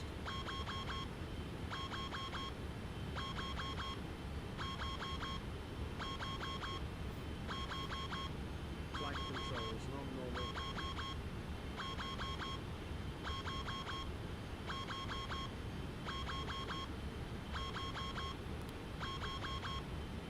Yeah, so we're basically gonna have to come in at this speed.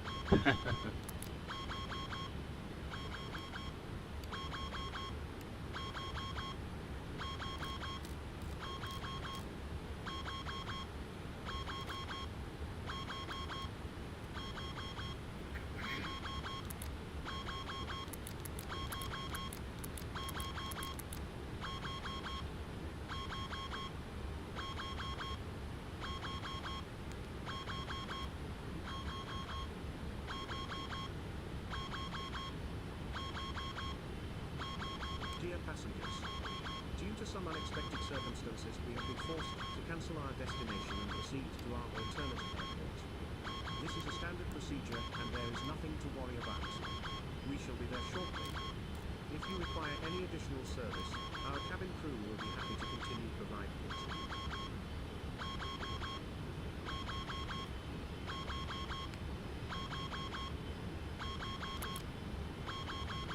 Yeah, look at that.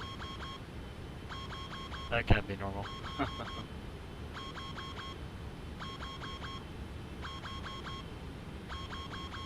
control mode non-normal checklist.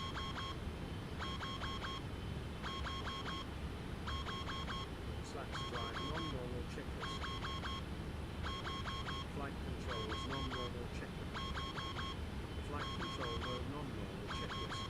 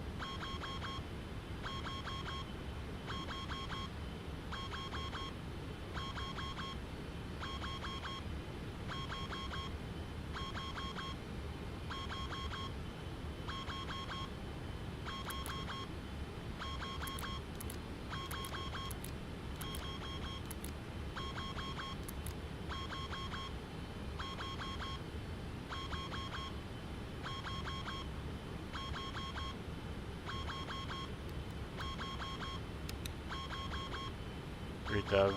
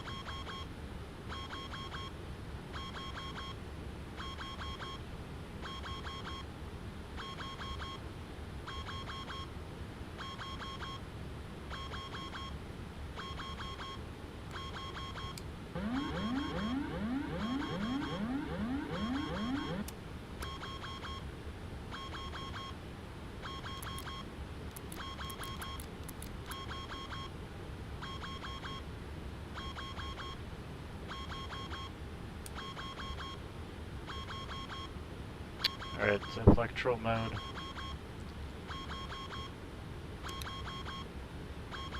AP heading select. Alright, flight control mode, condition flight control system is in secondary mode. So primary flight computers disconnect switch, disconnect, we did that, then auto.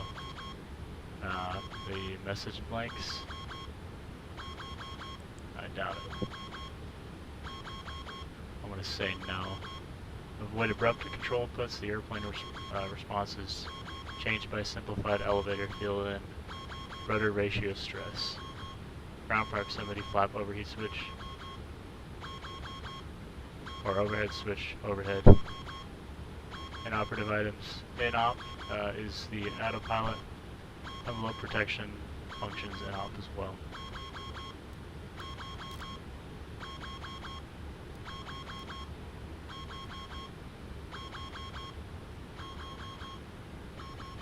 Flight control mode, checklist complete.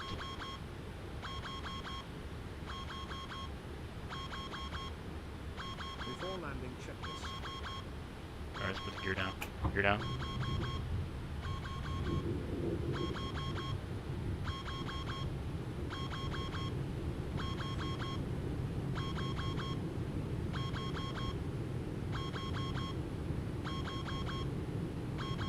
Caution, terrain.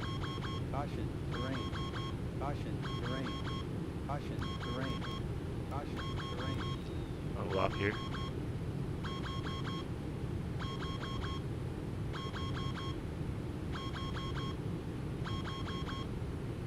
Looks like we got terrain 2900.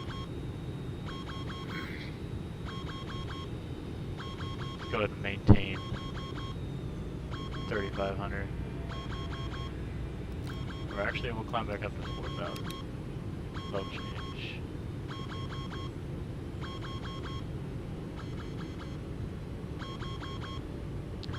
Man, this sucks doing this single pilot. Caution, terrain.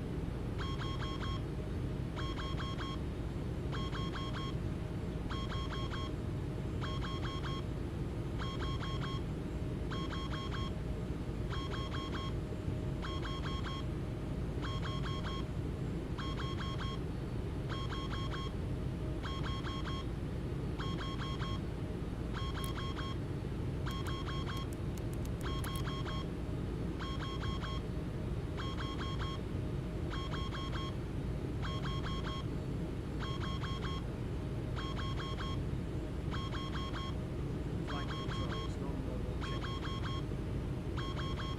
Flight controls non-normal checklist.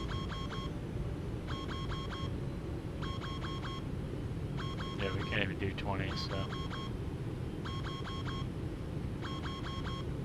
CLUTS drive non-normal checklist.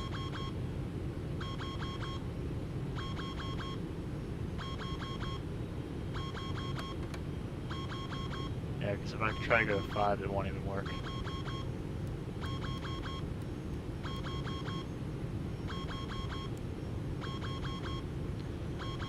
Alright, 3000. Level change. Alright, so we'll stay at 1 then. And we'll arm the speed brakes.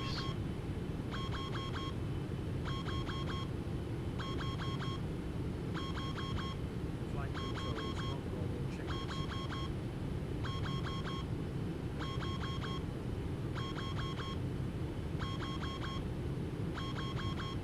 Alright, since I can't get it turned off, so we're gonna do flaps 1, and that's how we're gonna land. Because we have multiple failures going on here. And I think it's a bug with the airplane, or the add-on. Because this doesn't make a whole lot of sense.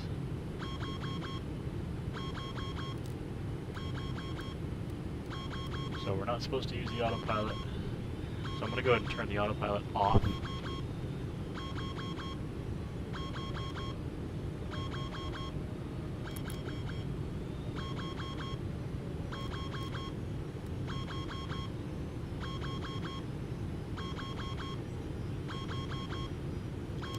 So localizer, approach mode.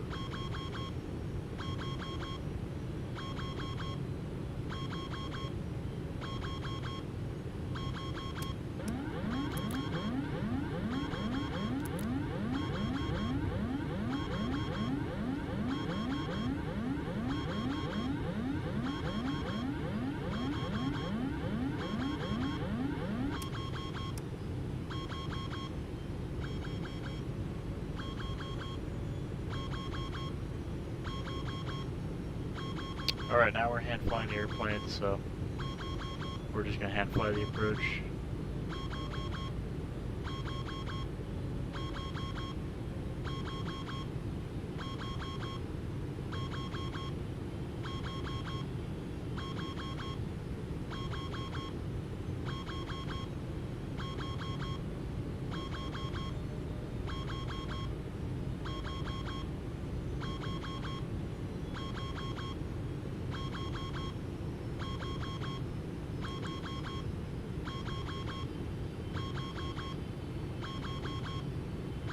Localizer capture.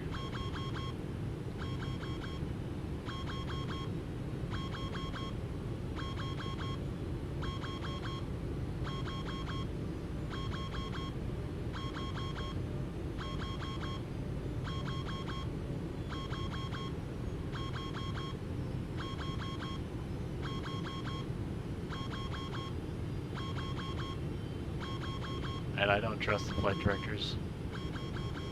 I'm turning those off. Because he keeps telling me to turn left, and I'm still left of a localizer. Here's our glide slope.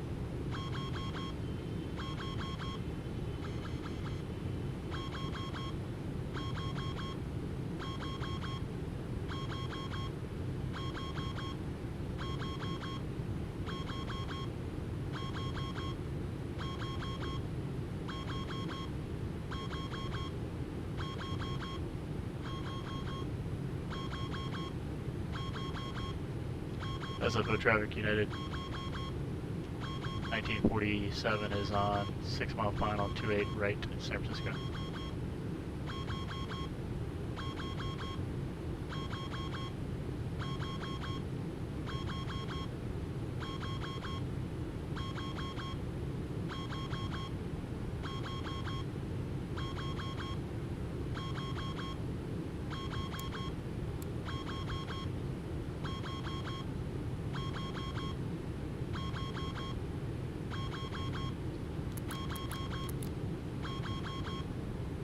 Caution, terrain.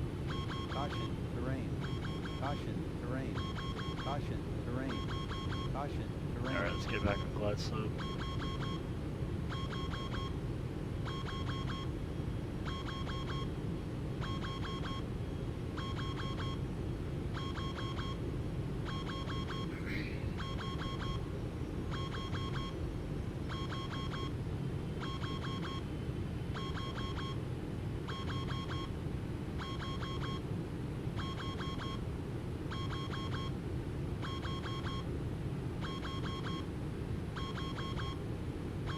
1,000. 1,000 feet with airspeed 203, sync rate 1300. Yeah, we're going to be coming in a little bit Approaching fast 28 right. because of the flap issue, the slats issue. And again, I think it's an add-on issue. So we were trying to troubleshoot something that couldn't even be 500. fixed. Too low, terrain. Too low, terrain. Too low, terrain. Too low, terrain. Too low, terrain. Too low, terrain. Too low, terrain. Too low, terrain. Too low, terrain. Too low, terrain. Too low, terrain. Too low, terrain. Too low, terrain. Touchdown early on here. Terrain. Too low, terrain. 20. 10.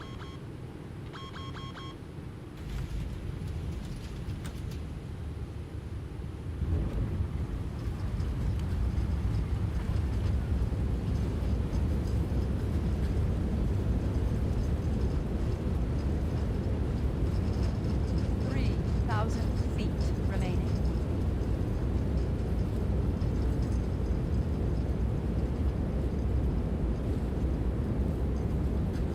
80.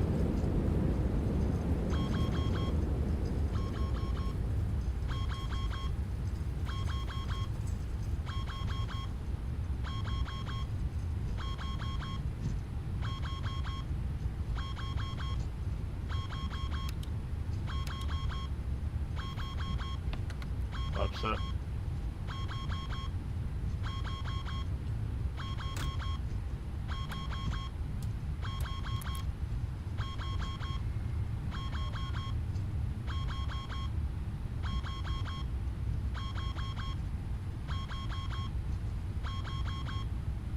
Approaching runway.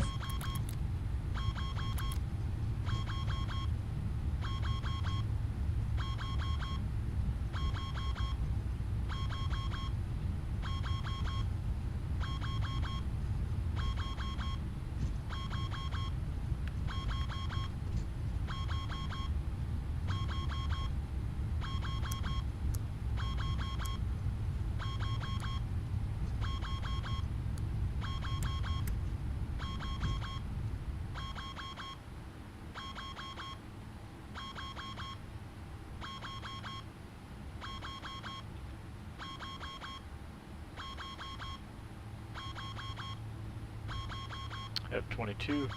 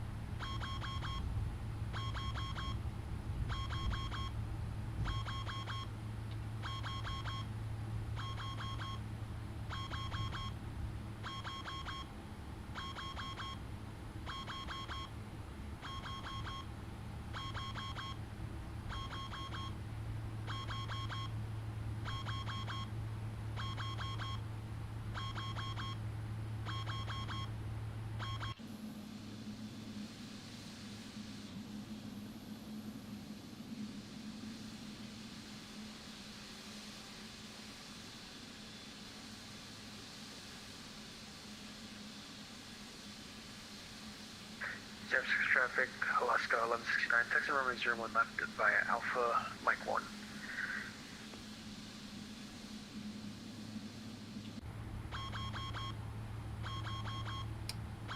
Hard reset.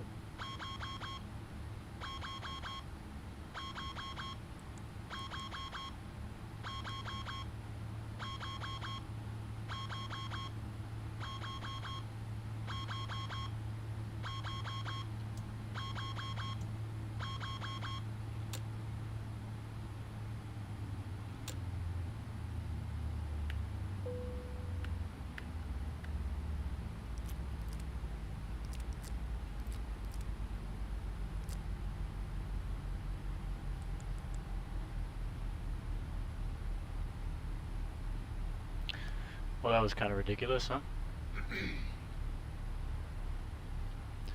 Yeah, I think it's a bug with the airplane. But that was fun either way. Had a bit of a challenge.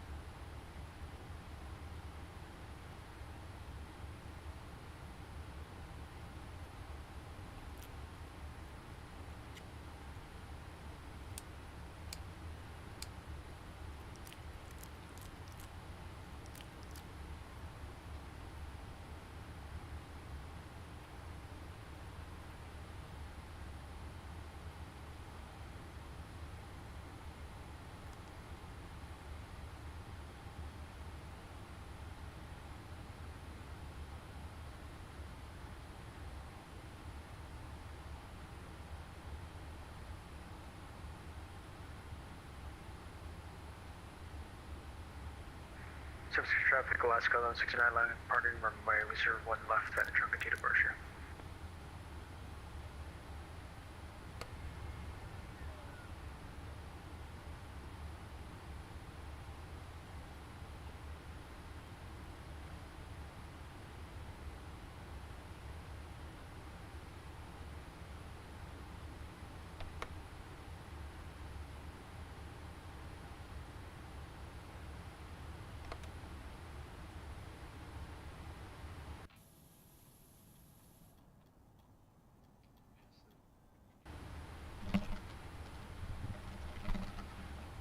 Yeah, so the checklist kind of reverted us to a slat failure, but the slats are the only ones that came out.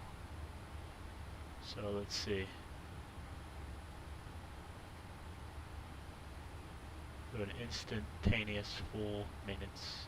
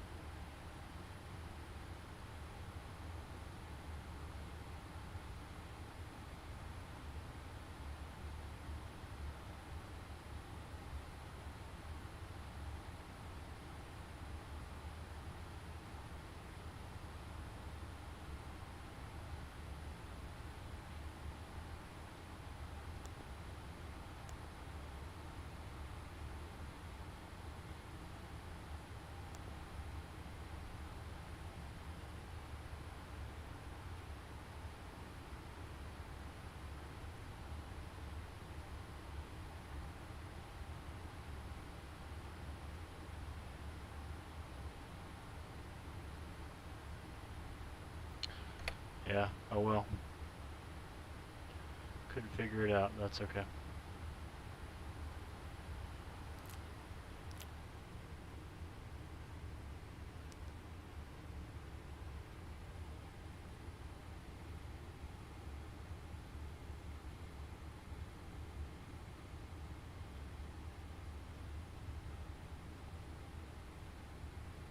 Shutdown checklist.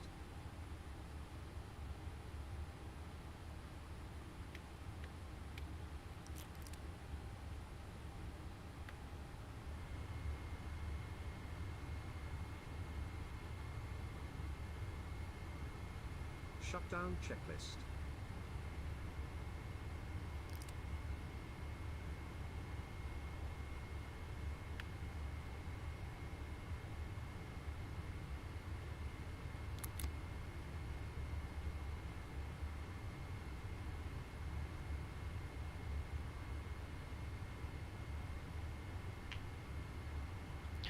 This will be a fun replay to watch. San Fran traffic, United 214, have you descending via the Herat 3 arrival for the ILS runway 28 right, descending through flight level 2901 for 18,000.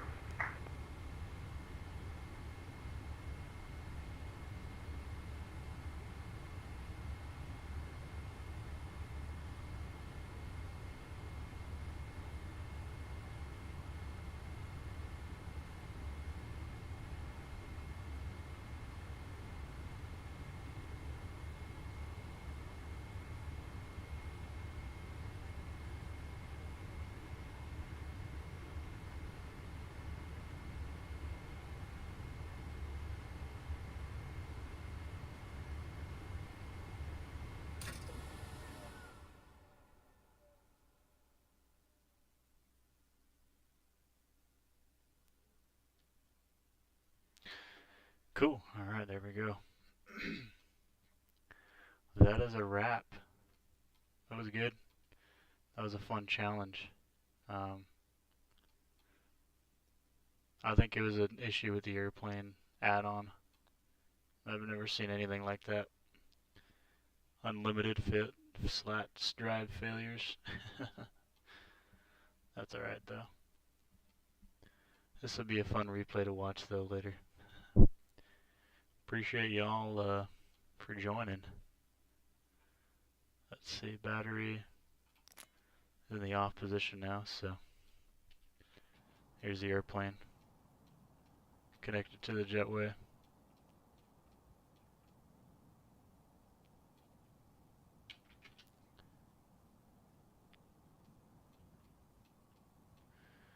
Thanks for joining everybody, it was fun. Even though that was kind of a challenge, but alright, we'll see you guys on the next one.